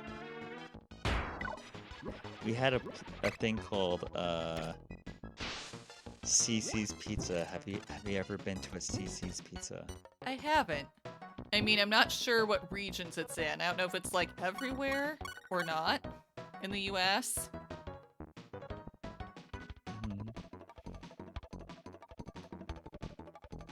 Yeah, because I am like on the I don't West think they Coast. really exist anymore. Yeah. Mm-hmm. I don't think they really exist anymore. If you've been able to ever take those snickerdoodles, you would have been super impressed. Yeah, I mean, I understand that. I love the bake myself. Um, ooh, I don't know what's one of my favorite things to bake though. I mean,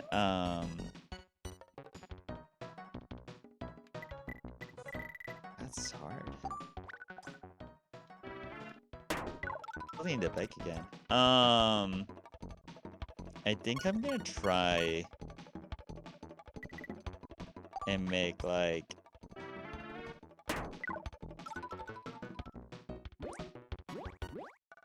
I've been wondering about like how this would taste. So I'm gonna be experimenting. So it's okay for y'all to judge. But I think I'm gonna make like grape flavored cookies.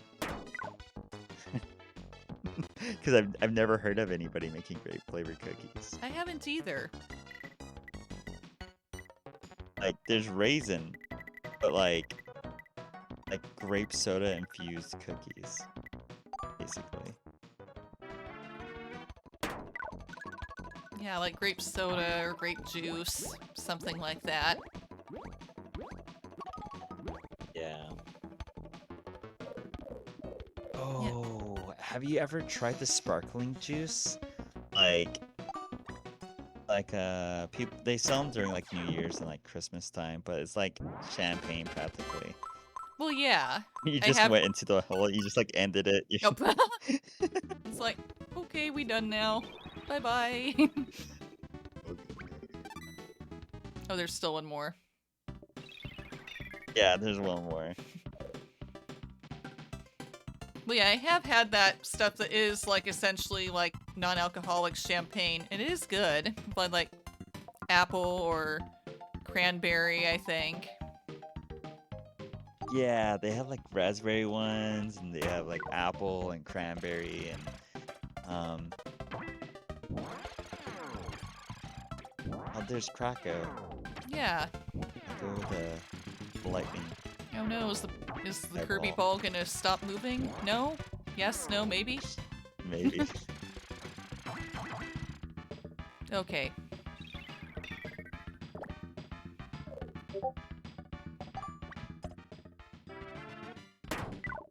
It is interesting, like, and when if you try that, let me know how it goes, like how it tastes for like grape cookies. Oh, I will. I'll probably possibly take pictures and then I'll put them in the Discord and be like, yo, cookies. It's like my orange pizza. I love orange pizza. Yeah, I I remember you became sharing addicted to about that orange. and sharing a picture, and well, I was intrigued by that and thought, I wonder how that tastes, because I've not had orange pizza. I mean, I've had dessert pizzas before, like with like apples on them, and like that was good. Mhm.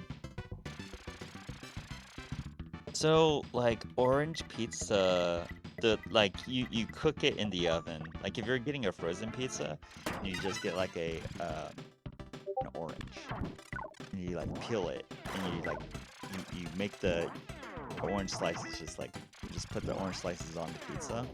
You want to cook it at least 5 or 6 minutes longer than it's supposed to cook, so then the like fruit can actually dry and like kind of crisp up a little bit. Um, but it's the aftertaste. Like the orange is good, but the aftertaste. I always wash my fruit as well. Um, but the aftertaste tastes like a orange crush Oh, soda. Like nice. you'll just randomly like 20 minutes later you'll just get like a taste of orange crush soda in your mouth. You're like, huh, where'd that come from? It's so strange, but like it's very nice. Yeah, seems like it's kind of Um, refreshing but I think tasting, probably. mm, yeah. Then like orange pizza, like it's good when it's cooked, but like it's definitely breakfast pizza too. So like when I say breakfast pizza, I mean cold pizza. Like if you have like a nice get out of the fridge, you put it in the fridge, and then like it's cold, you're like, okay, you don't even need to warm it up. It's good as cold pizza. You just have some fruit. You're like, dang, this is pretty all right. Um, I probably could not recommend it more. Um, but I'm a person that loves orange pizza now. Yeah, yum. For Yeah, real. I really like orange flavored things, and no, not just because orange is my favorite color either. I just like orange flavored things, you know, citrus flavored things a lot. Right. I understand that.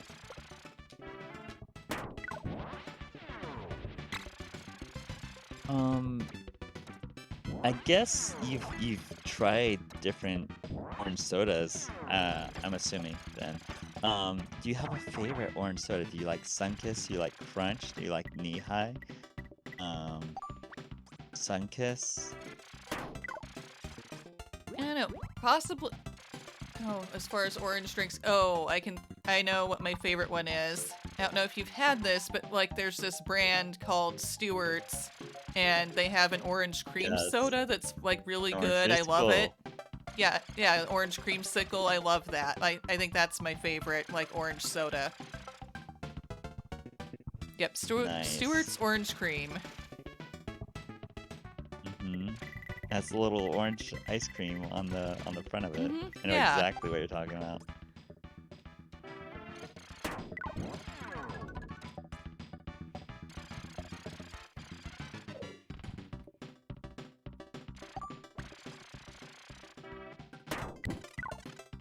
Yeah, I said it as my mom, like before my mom finished typing. Yeah, I thought so. Yeah. Well, you won one. I won one. Um, you had a fun time. Yeah. Look at all those colors. Look how fun this game Yeah, looks. I love how fun and cute and colorful Kirby games are. Yeah. doing a little victory royale dance. Um, so I'm gonna suspend this. Okay. I'm gonna create a thing, and in the future, if you wanna just continue this and be like, okay, let's see, it's gonna win Krakow and Gordo, and see who is the Kirby Dream Course champion. Yeah. We can figure that I'd out. love to continue this on a future stream. You know, this has already been fun doing a couple of the courses. This is also a really cute, fun Kirby game. Yeah.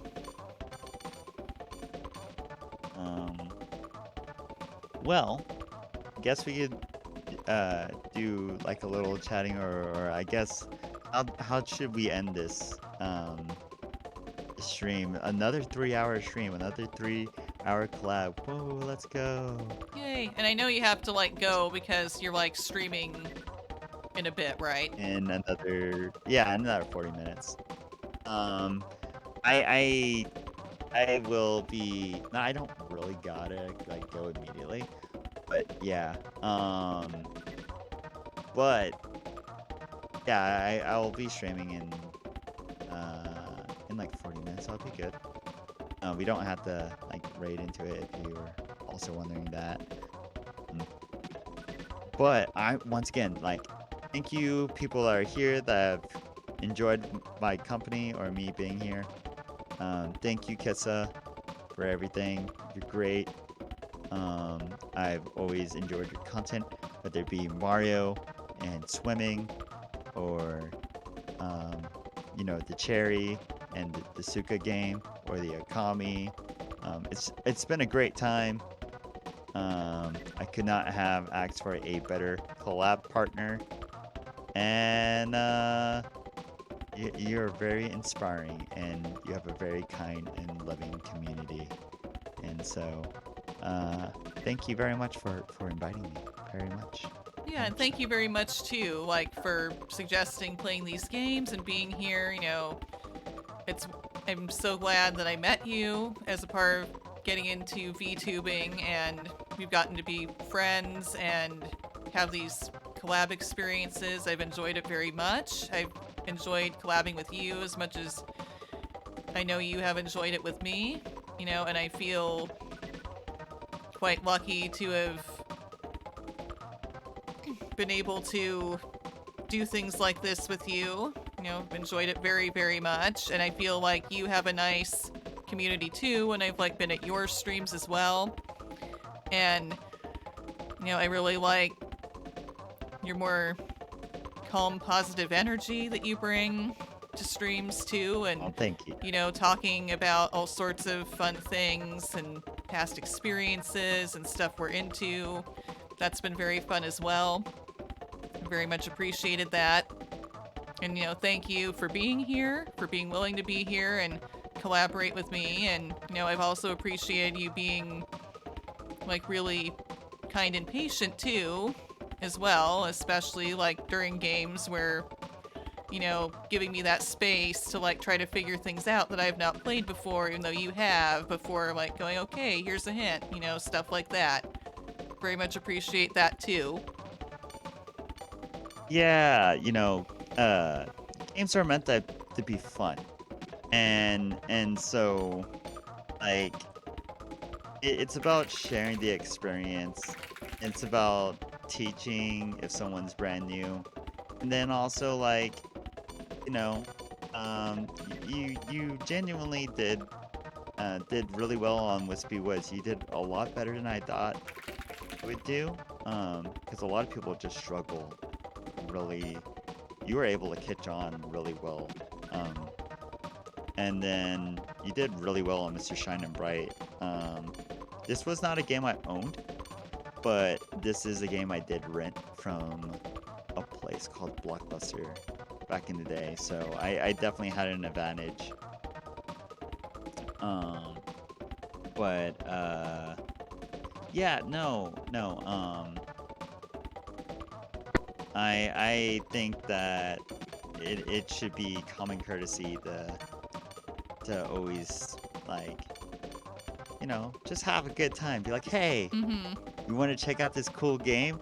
I know, like, you can't visually see me like looking, like hitting my head to the TV, even though I'm not looking at a TV. I'm looking at a laptop right now because I stream on a laptop. Mm-hmm. But like, there's something cozy about um, talking about just life and experiencing, and just being like, you know what?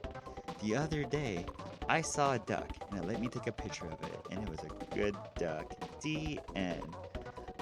But it's, but yeah.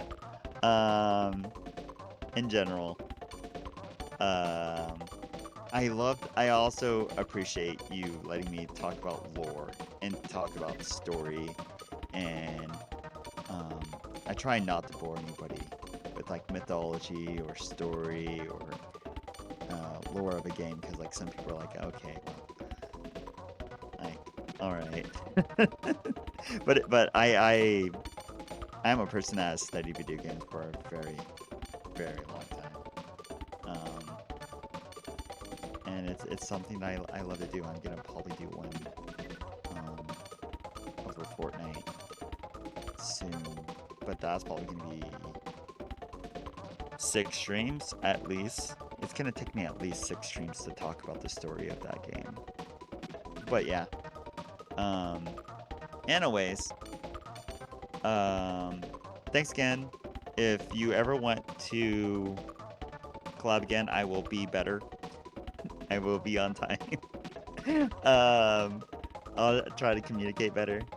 But once again, thank you for being very understanding. Um, and yeah, I guess I'll go. But I just want to tell everyone in the chat, thank you. You're the best. I appreciate all of you. And I hope that everyone here has a beautiful Sunday. Yay. As always, another good time collaborating with Robo. As usual. And I mean, with like getting confused about things like the time thing's gonna start, that stuff happens. So it's okay. We still got together. We still had fun playing this fun and cute game together. Well, this and finishing Kirby Super Star. So, still worked out. Still had a good time. And, still a good stream. Still a good day. Thank you, everyone, for being here. I hope you had fun, too. As much fun as we did doing this today. I'm gonna see if there's anybody to raid out to. Maybe there is, maybe there's not.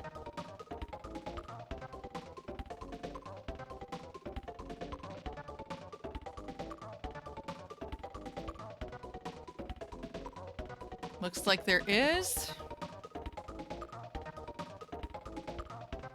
Let's go say hi to Stuart, who seems to be chatting right now. Yeah. There